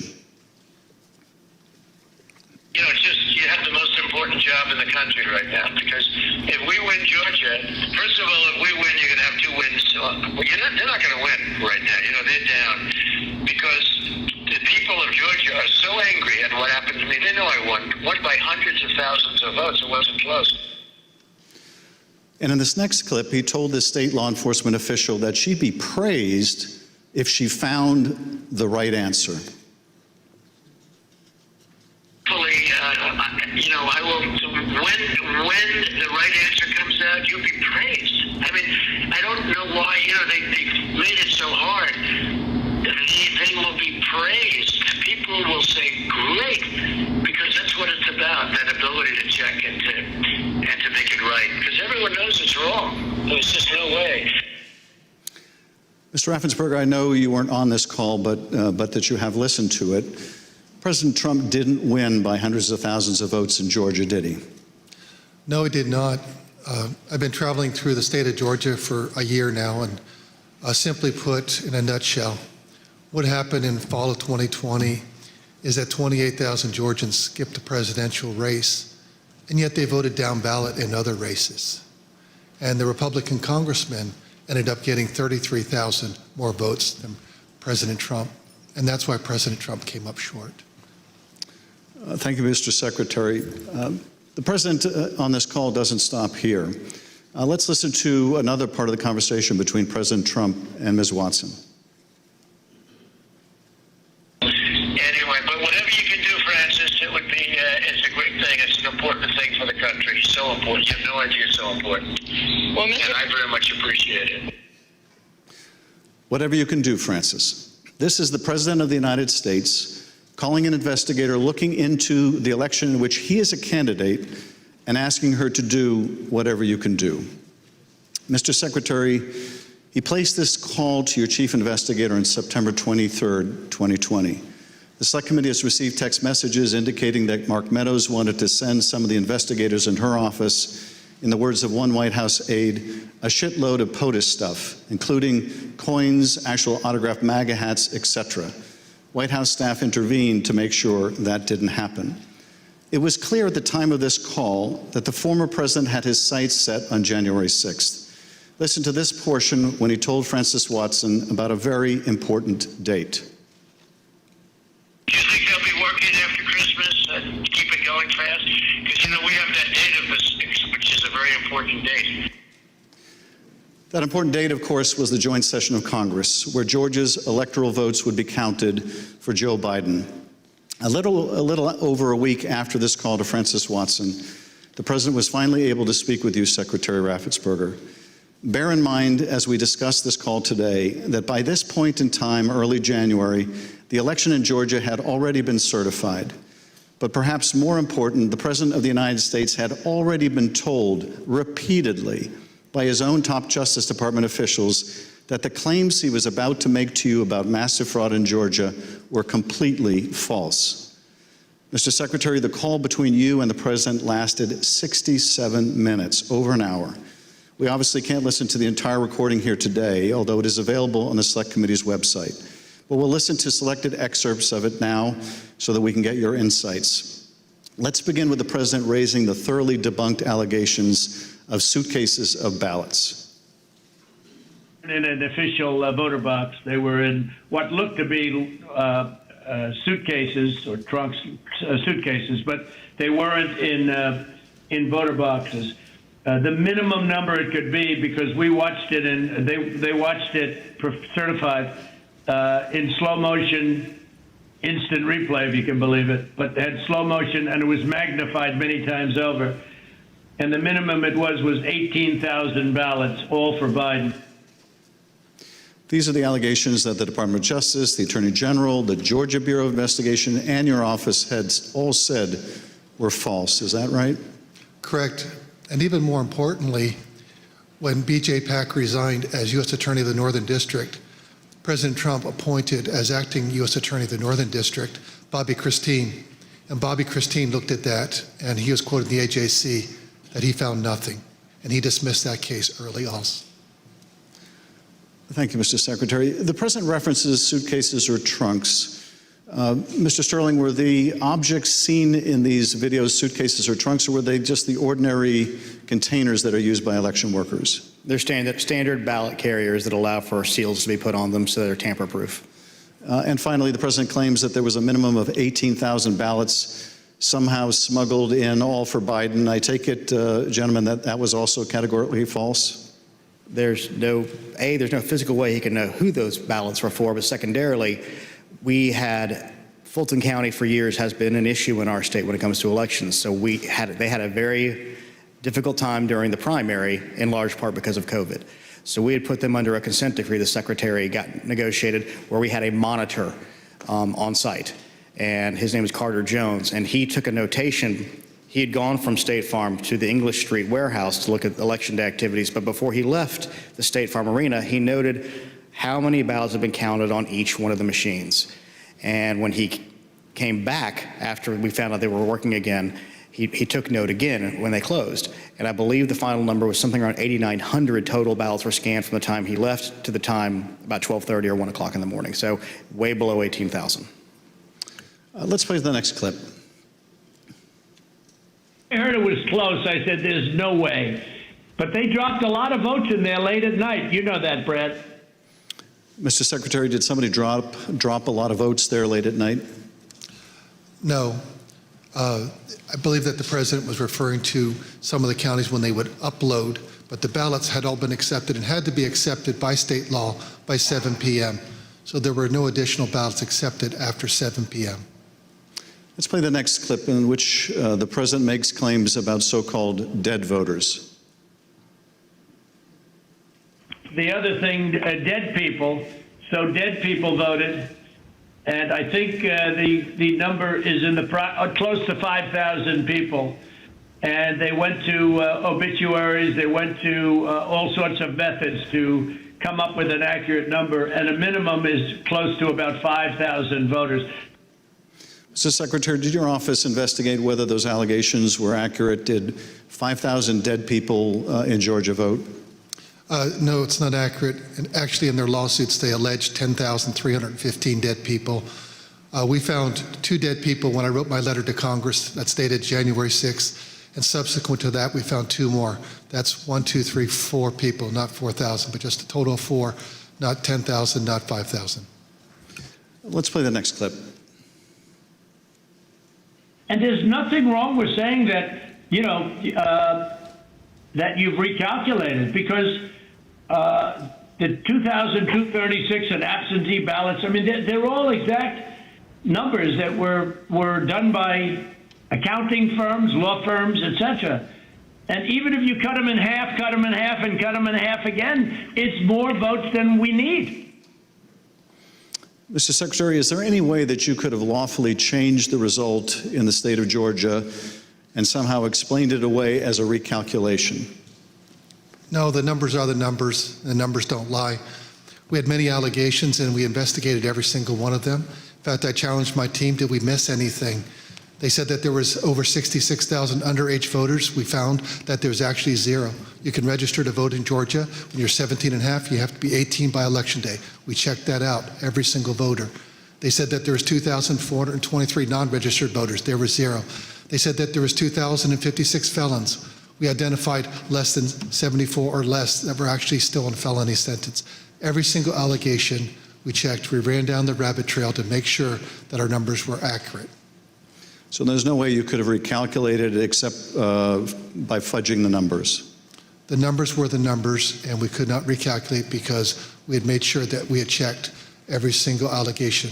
And we had many investigations. We had nearly 300 from the 2020 election. Mr. Secretary, you tried to push back when the president made these unsupported claims, whether they were about suitcases of ballots or that Biden votes were counted 3 times. Let's play the next clip. President, they did not put that. We did an audit of that, and we proved conclusively that they were not scanned 3 times. Yeah, Mr. President, we'll send you the link from WSB that does. I don't care about a link. I don't need it. I have a much better link. You told the president you would send him a link from WSB, which I understand is a local television station that had a unedited video from the State Farm Arena. But the president wasn't interested in that. He said he had a much better link. Mr. Secretary, at the time that you were on the call with the president, as we have shown, both the FBI and the Georgia Bureau of Investigation have proven these claims to be nonsense. And you told him about these investigations on the phone. Let's listen to what President Trump had to say about the state and federal law enforcement officers who investigated these false claims. There's no way they could find. Then they're incompetent. They're either dishonest or incompetent, okay? There's only 2 answers, dishonesty or incompetence. There's just no way. Look, there's no way. But the president didn't stop at insinuating that law enforcement officers were either dishonest or incompetent. He went on to suggest that you could be subject to criminal liability for your role in the matter. Before I play that portion of the conversation, I'd like to show you something that the president retweeted a couple weeks before your call with him. Here's the president retweeting a post from one of his allies, a lawyer who was later sanctioned by a judge in Michigan for making false claims of election fraud. Let's take a look at that tweet. The tweet read, quote, "President Trump, @real Donald Trump, is a genuinely good man. He does not really like to fire people. I bet he dislikes putting people in jail, especially, quote unquote, Republicans. He gave @Brian Kemp, Georgia, and @Georgia Secretary of State every chance to get it right. They refused. They will soon be going to jail." So on your call, this was not the first time the president was suggesting you might be criminally liable. With that, let's listen to this portion of the call. I think you're going to find that they are shredding ballots because they have to get rid of the ballots because the ballots are unsigned. The ballots are corrupt. And they're brand new and they don't have seals. And there's a whole thing with the ballots, but the ballots are corrupt. And you're going to find that they are, which is totally illegal. It's more illegal for you than it is for them because you know what they did and you're not reporting it. That's a criminal offense. And you can't let that happen. That's a big risk to you and to Ryan, your lawyer. That's a big risk. Secretary Raffensperger, after making a false claim about shredding of ballots, the president suggested that you may be committing a crime by not going along with his claims of election fraud. And after suggesting that you might have criminal exposure, President Trump makes his most explicit ask of the call. Let's play a part of that conversation. So, look, all I want to do is this. I just want to find 11,780 votes, which is one more than we have, because we won the state. Mr. Secretary, was the president here asking you for exactly what he wanted? One more vote than his opponent. What I knew is that we didn't have any votes to find. We had continued to look. We investigated, like I just shared the numbers with you. There were no votes to find. That was an accurate count that had been certified. And as our general counsel said, there was no shredding of ballots.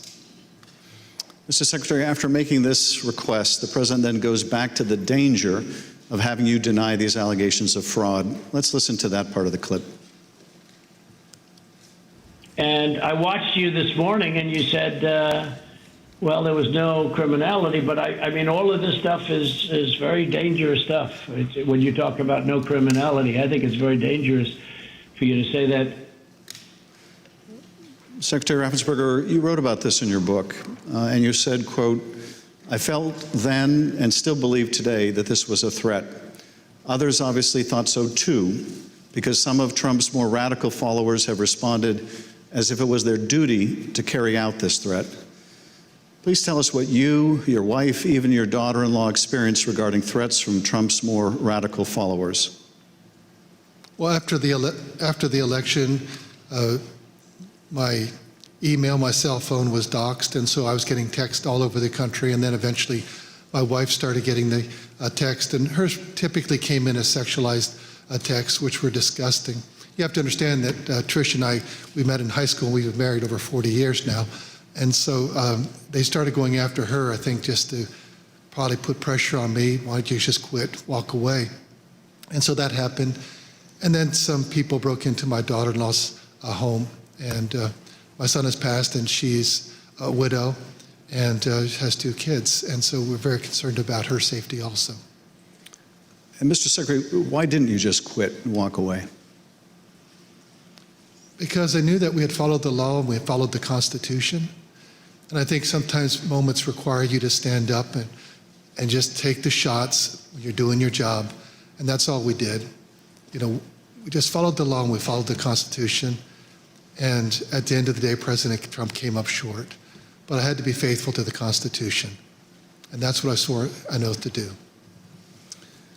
During the remainder of the call, the former president continued to press you to find the remaining votes that would ensure his victory in Georgia. Let's listen to a little more. Why wouldn't you want to find the right answer, Brad, instead of keep saying that the numbers are right? So look, can you get together tomorrow? And Brad, we just want the truth. It's simple. And everyone's going to look very good if the truth comes out. It's okay. It takes a little while, but let the truth come out. And the real truth is I won by 400,000 votes, at least. So what are we going to do here, folks? I only need 11,000 votes. Fellas, I need 11,000 votes. Give me a break. 4 days after the president's call to Secretary Raffensperger was January 6th. The president whipped up the crowd in front of the ellipse, once again promoting the allegation that Secretary Raffensperger, the president's own attorney general, had told him was false.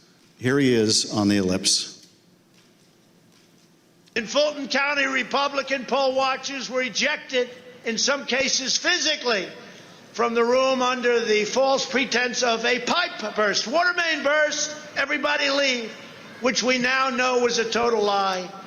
Then election officials pulled boxes, Democrats, and suitcases of ballots out from under a table. You all saw it on television, totally fraudulent, and illegally scanned them for nearly 2 hours, totally unsupervised.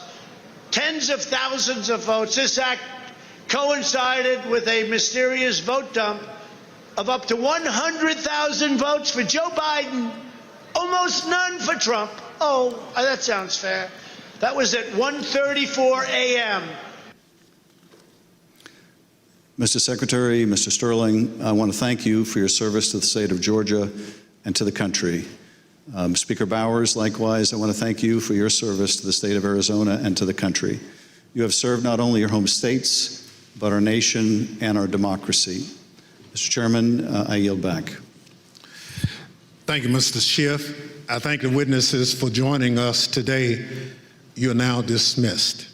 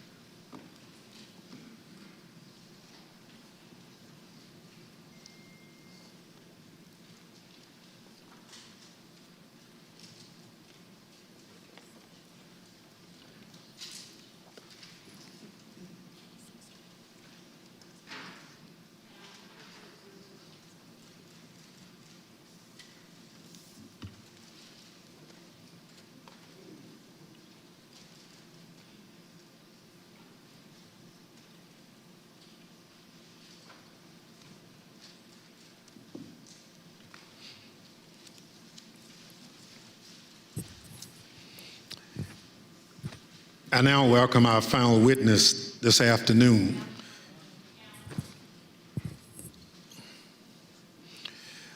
Andrea Shea Moss. Ms. Moss worked in the Department of Registration and Elections in Fulton County, Georgia, from 2017 until 2022. In that job, Ms. Moss handled voter applications and absentee ballot requests, and also helped to process the vote count for several elections. In December 2020, Ms. Moss and her mother, Ms. Ruby Freeman, became the target of nasty lies spread by President Trump and his allies as they sought to overturn the election results in Georgia. Ms. Moss and her mother, Ms. Freeman, are two of the unsung heroes in this country, doing the hard work of keeping our democracy functioning for every American. Ms. Moss, welcome. Thank you for your service, and I thank you for being here today. I will now swear you in. Please stand.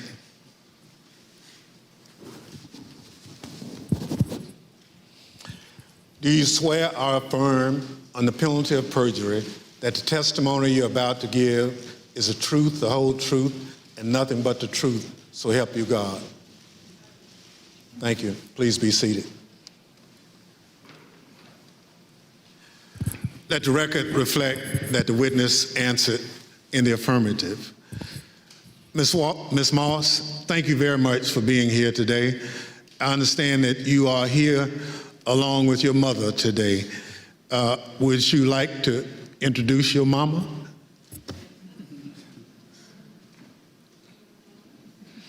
Hi, Mom.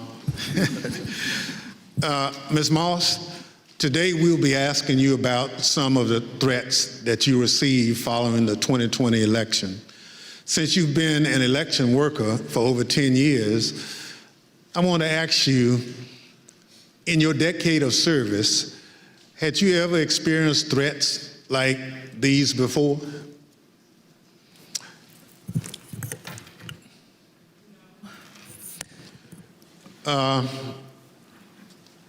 Don't be nervous, just, I understand. So, and I want to make sure that the record reflects that you've done it for quite a while and you never received a threat, and your answer was no. Thank you. Pursuant to Section 5C8 of the House Resolution 503, the chair recognizes the gentleman from California, Mr. Schiff, for questions. Good afternoon, Ms. Moss. Thank you for being here. I understand that you were employed by the Fulton County Registration and Elections Department for more than 10 years, and I understand that you love that job. Please tell us what made you so fond of the work that you did.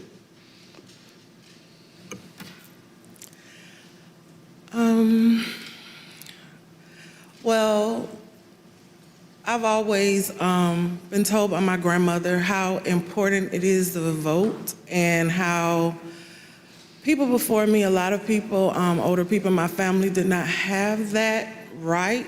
So what I loved most about my job were the older voters. Younger people could usually do everything from their phone or go online, but the older voters like to call, they like to talk to you, they like to get my card, they like to know that every election I'm here. And like even college students, a lot of parents trust in me to make sure their child does not have to drive home.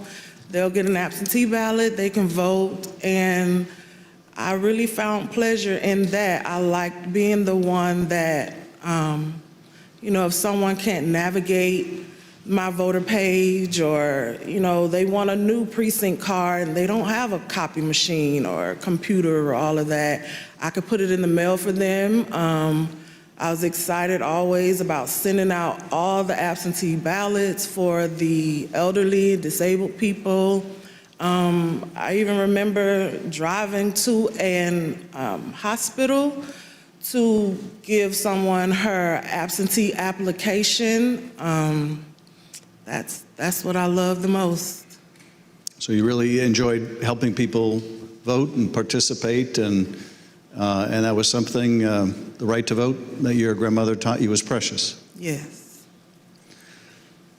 Well, I know the events that we're here to talk about today are incredibly difficult to relive. Your proud service as an election worker took a dramatic turn on the day that Rudy Giuliani publicized a video of you and your mother counting ballots on election night. President Trump, Rudy Giuliani, and others claimed on the basis of this video that you and your mother were somehow involved in a plot to kick out observers, bring suitcases of false ballots for Biden into the arena, and then run them through the machines multiple times. None of that was true, was it? None of it. I'd like to show you some of the statements that Rudy Giuliani made in a second hearing before the Georgia state legislators, a week after that video clip from State Farm Arena was first circulated by Mr. Giuliani and President Trump. I want to advise viewers that these statements are completely false and also deeply disturbing. Tape earlier in the day of Ruby Freeman and Shay Freeman Moss and one other gentleman quite obviously surreptitiously passing around USB ports as if they're vials of heroin or cocaine. I mean, it's obvious to anyone who's a criminal investigator or prosecutor they are engaged in surreptitious illegal activity again that day. And that's a week ago, and they're still walking around Georgia lying. They should have been questioned already. Their places of work, their homes should have been searched for evidence of ballots, for evidence of USB ports, for evidence of voter fraud. That video was from Rudy Giuliani's appearance at a Georgia State Senate hearing on December 10. How did you first become aware that Rudy Giuliani, the president's lawyer, was accusing you and your mother of a crime?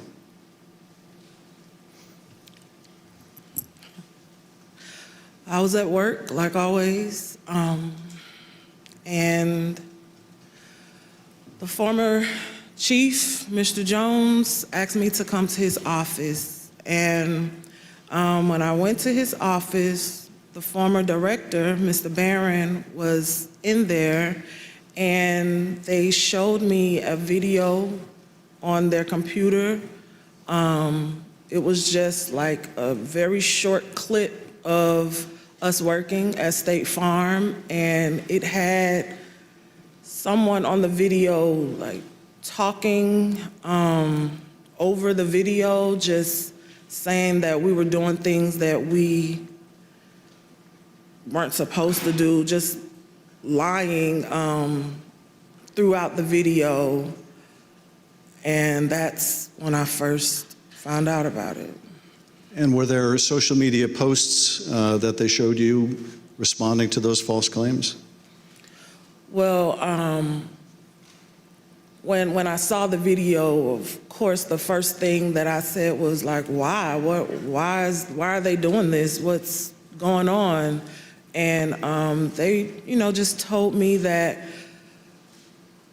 Trump and his allies were not satisfied with the outcome of the election, and they were getting a lot of threats and being harassed online, and asked me, have I been receiving anything, and I need to check on my mom.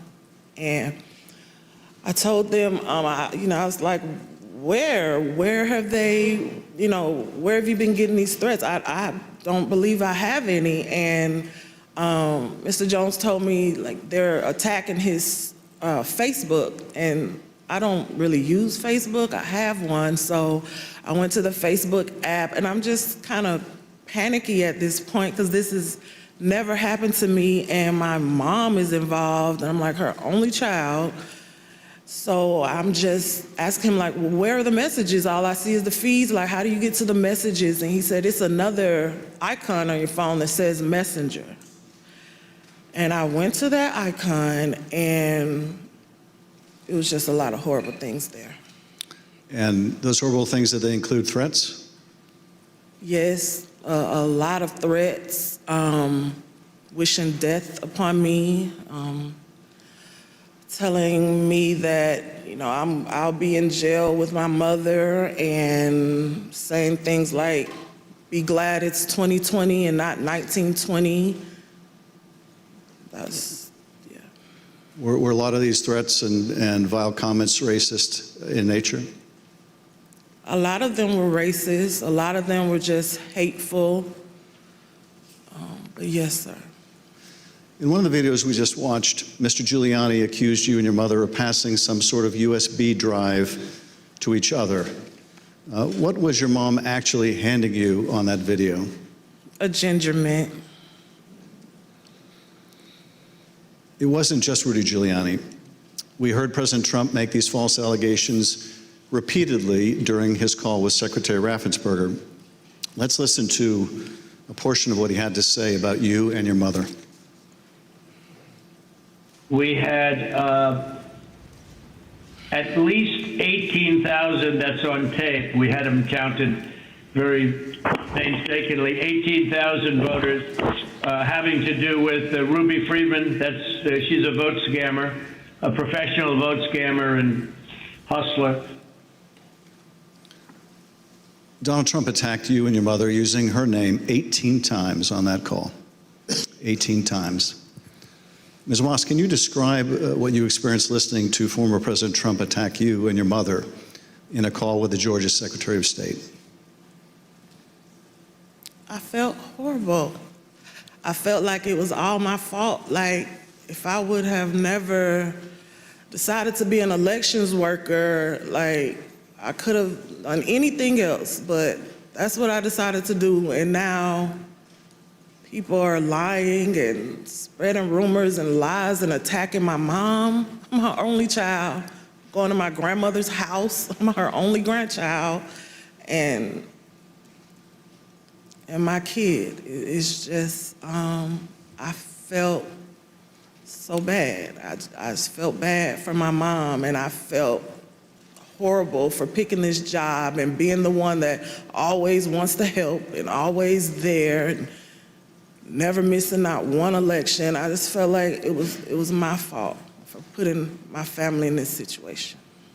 Well, it wasn't your fault. Your mother was kind enough to come speak with us earlier. Let's listen to her story in her words. My name is Ruby Freeman. I've always believed that when God says that he'll make your name great, but this is not the way it was supposed to be. I could have never imagined the events that followed the presidential election 2020. For my entire professional life, I was Lady Ruby. My community in Georgia, where I was born and lived my whole life, knew me as Lady Ruby. I built my own business around that name, La Ruby's Unique Treasures, a pop-up shop catering to ladies with unique fashions. I wore a shirt that proudly proclaimed that I was, and I am, Lady Ruby. Actually, I had that shirt on. I had that shirt in every color. I wore that shirt on Election Day 2020. I haven't worn it since, and I'll never wear it again. Now I won't even introduce myself by my name anymore. I get nervous when I bump into someone I know in the grocery store who says my name. I'm worried about who's listening. I get nervous when I have to give my name for food orders. I'm always concerned of who's around me. I've lost my name, and I've lost my reputation. I've lost my sense of security, all because a group of people, starting with number 45 and his ally, Rudy Giuliani, decided to scapegoat me and my daughter, Shay, to push their own lies about how the presidential election was stolen. Ms. Moss, how has this experience of being targeted by the former president and his allies affected your life? It's turned my life upside down. I no longer give out my business card. I don't transfer calls. I don't want anyone knowing my name. I don't want to go anywhere with my mom because she might yell my name out over the grocery aisle or something. I don't go to the grocery store at all. I haven't been anywhere at all. I've gained about 60 pounds. I just don't do nothing anymore. I don't want to go anywhere. I second guess everything that I do. It's affecting my life in a major way, in every way. All because of lies. For me doing my job, same thing I've been doing forever.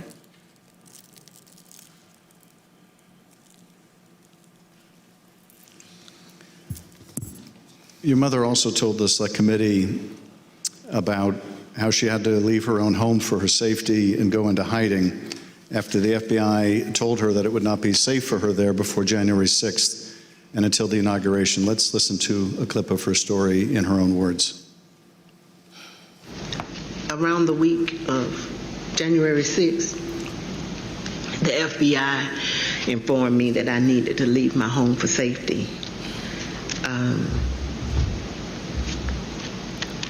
And I left my home for safety around that time. Understood. How long did you stay out? Did you remain outside of your home for your own safety? I stayed away from my home for approximately 2 months. It was horrible. I felt homeless. I felt, I can't believe this person has caused this much damage to me and my family. To have to leave my home, that I've lived there for 21 years. And, I'm having to have my neighbors watch out for me, and I have to go and stay with somebody. It was hard. It was horrible. And that your conversation with the FBI about needing to leave your home for your own safety or perhaps recommending it, do you remember, was there a specific threat that prompted that, or was it the accumulation of threats that you had received? What prompted it was getting ready to, January 6th was about to come. And they did not want me to be at home because of all the threats and everything that I had gotten. They didn't want me to be there in fear of, the people were coming to my home, and I had a lot of that. So they didn't want me to be there just in case something happened. I asked, how long am I going to have to be at home? And they said, at least until the inauguration. Ms. Moss, I understand that people once showed up at your grandmother's house. Tell us about that experience. I received a call from my grandmother.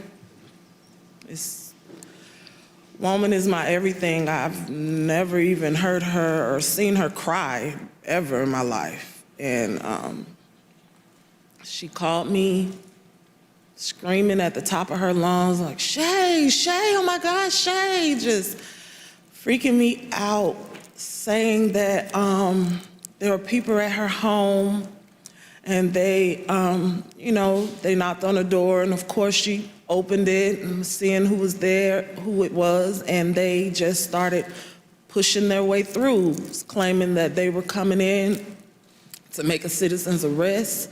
They needed to find me and my mom. They knew we were there. And she was just screaming and didn't know what to do. And I wasn't there, so, I just felt so helpless and so horrible for her. And she was just screaming. I told her to close the door. Don't open the door for anyone. And, she's a 70-something, I won't say, year-old woman, and she doesn't like having restrictions. She wants to answer the door. She likes to get her steps in, walking around the neighborhood, and I had to tell her, like, you can't do that. You have to be safe. You know, she would tell me that at night, people would just continuously send pizzas over and over to her home, you know, and they were expecting her to pay for these large amounts of pizzas, and she went through a lot that she didn't have to. And once again, it made me just feel so horrible. In addition to the personal impact this experience has had on you and your family, one of the things that I find most disturbing is how these lies discourage longtime election workers from continuing to do this important work. Tell us, if you would, of the other election workers shown in that State Farm Arena video and their supervisors. How many are still election workers in Fulton County? There is no permanent election worker or supervisor in that video that's still there. And did you end up leaving your position as well? Yes, I left. Ms. Moss, I want to thank you for coming in to speak with us and to thank you for your service to our democracy. What we have just played is a truly horrible and appalling sample, but just a sample of the things that were said about you and your mother following the election. I want to say how very sorry I think we all are for what you've gone through, and tragically, you're not alone. Other election workers around the country have also been the subject of lies and threats. No election worker should be subject to such heinous treatment just for doing their job. With your permission, I would like to give your mother the last word. Yes. We're just going to play the tape. There is nowhere I feel safe. Nowhere. Do you know how it feels to have the President of the United States to target you? The President of the United States is supposed to represent every American, not to target one, but he targeted me, Lady Rudy, a small business owner, a mother, a proud American citizen who stand up to help Fulton County run an election in the middle of the pandemic. Thank you, Ms. Moss. Thank you, Ms. Freeman, or as America now knows her, Lady Ruby, for your service to Fulton County, Georgia, our country, and our democracy. Mr. Chairman, I yield back. Thank you, Mr. Schiff. Ms. Moss? Yes, sir. I want to thank you for sharing with us the very troubling story of what you and your mother experienced. The harassment of election workers like you simply for doing your duty as public servants poses a threat to our democratic process. Your testimony is an important contribution to the work of our committee and serves as a reminder to all of us that the safety of local election officials is vital to ensuring that our elections are always free and fair. I want to thank our witness for joining us today. The members of the Select Committee may have additional questions for today's witness, and we ask that you respond expeditiously in writing to those questions. Without objection, members will be permitted 10 business days to submit statements for the record, including opening remarks and additional questions for the witness. Without objection, the chair recognizes the gentleman from California, Mr. Schiff, for a closing statement. For more than 200 years, our democracy has been distinguished by the peaceful transfer of power. When an American raises their right hand and takes the presidential oath of office, they are transformed from an ordinary citizen into the most powerful person in the world, the president. This is an awesome power to acquire. It is even more awesome when it is handed on peacefully. When George Washington relinquished the office of the presidency, it set a precedent that served as a beacon for other nations struggling against tyranny. When Ronald Reagan described it as a kind of miracle in the eyes of the world, he was exactly right. Other countries use violence to seize and hold power, but not in the United States. not in America. When Donald Trump used the power of the presidency to try to stay in office after losing the election to Joe Biden, he broke that sacred and centuries-old covenant. Whether his actions were criminal will ultimately be for others to decide. But what he did was, without a doubt, unconstitutional. It was unpatriotic, and it was fundamentally un-American. And when he used the power of his presidency to put the enormous pressure on state, local, and local elections officials and his own vice president, it became downright dangerous. On January 6th, that pressure became deadly. Ruby Freeman said the president is supposed to protect every American, not target them. And she is right. If the most powerful person in the world can bring the full weight of the presidency down on an ordinary citizen who is merely doing her job with a lie as big and heavy as a mountain, who among us is safe? None of us is. None of us. In city councils and town councils, on school boards and election boards, from the Congress to the courts, dedicated public servants are leaving their posts because of death threats to them and to their families. This is not who we are. It must not become who we are. Our democracy held because courageous people like those you heard from today put their oath to the Constitution above their loyalty to one man or to one party. The system held, but barely, and the question remains, will it hold again? If we are able to communicate anything during these hearings, I hope it is this. We have been blessed beyond measure to live in the world's greatest democracy. That is a legacy to be proud of and to cherish, but it is not one to be taken for granted. That we have lived in a democracy for more than 200 years does not mean we shall do so tomorrow. We must reject violence. We must embrace our Constitution with the reverence it deserves, take our oath of office and duties as citizens seriously, informed by the knowledge of right and wrong, and armed with no more than the power of our ideas and the truth, carry on this venerable experiment in self-governance. Thank you, Mr. Chairman, and I yield back. Without objection, the chair recognizes the gentlewoman from Wyoming, Ms. Cheney, for a closing statement. Thank you very much, Mr. Chairman. Lady Ruby and Shay, thank you for your courage. Thank you for your strength. Thank you for being here today. It means so much for everyone to hear your story, so thank you for that. We have had tremendous testimony today. We've been reminded that we're a nation of laws. And we've been reminded by you and by Speaker Bowers and Secretary of State Raffensperger and Mr. Sterling that our institutions don't defend themselves. Individuals do that. And we've reminded that it takes public servants. It takes people who've made a commitment to our system to defend our system. We also have been reminded what it means to take an oath under God to the Constitution, what it means to defend the Constitution. And we were reminded by Speaker Bowers that our Constitution is indeed a divinely inspired document. And so it's been an honor to spend time with you and with our previous witnesses here today.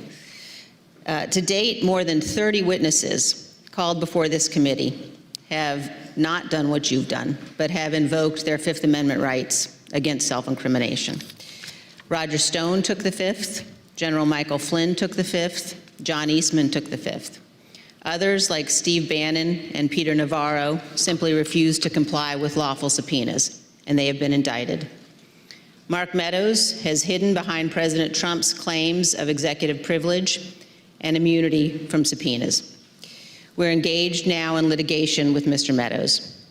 The American people in our hearings have heard from Bill Barr, Jeff Rosen, Richard Donahue, and many others who stood up and did what is right. And they will hear more of that testimony soon. But the American people have not yet heard from Mr. Trump's former White House counsel, Pat Cipollone.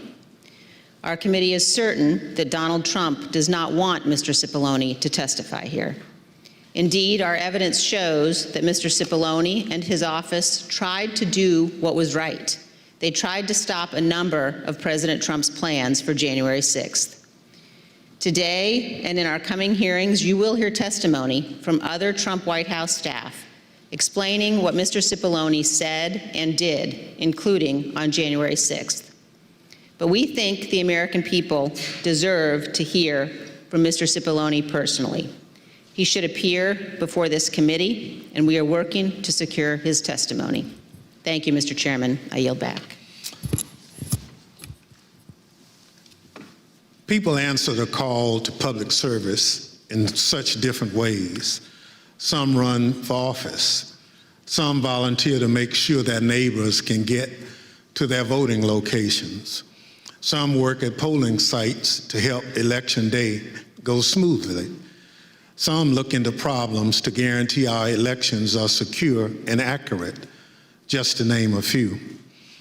As I mentioned at the start of this hearing, when we talk about our democratic institutions, we're talking about these individuals and many others who do these jobs across the country. They represent the backbone of our democracy at its most important moments, when the citizens cast their votes and when those votes are counted. We've heard the stories of their courage. They've earned the thanks of a grateful nation. But for Donald Trump, these witnesses and others like them were another roadblock to his attempt to cling to power. On Thursday, we'll hear about another part of that scheme, his attempt to corrupt the country's top law enforcement body, the Justice Department, to support his attempt to overturn the election. Just as we heard today that Donald Trump was deeply involved in a scheme to pressure state officials to overturn the election results, we will hear on Thursday that Donald Trump was also the driving force behind the effort to corrupt the Justice Department. Listen to this clip from the former acting Attorney General, Richard Donahue. The president said, suppose I do this, suppose I replace him, Jeff Rosen, with him, Jeff Clark. What do you do? And I said, sir, I would resign immediately. There is no way I'm serving 1 minute under this guy, Jeff Clark. You'll hear from Mr. Donahue in person on Thursday as my colleague, Mr. Kinzinger, presents details about this plan.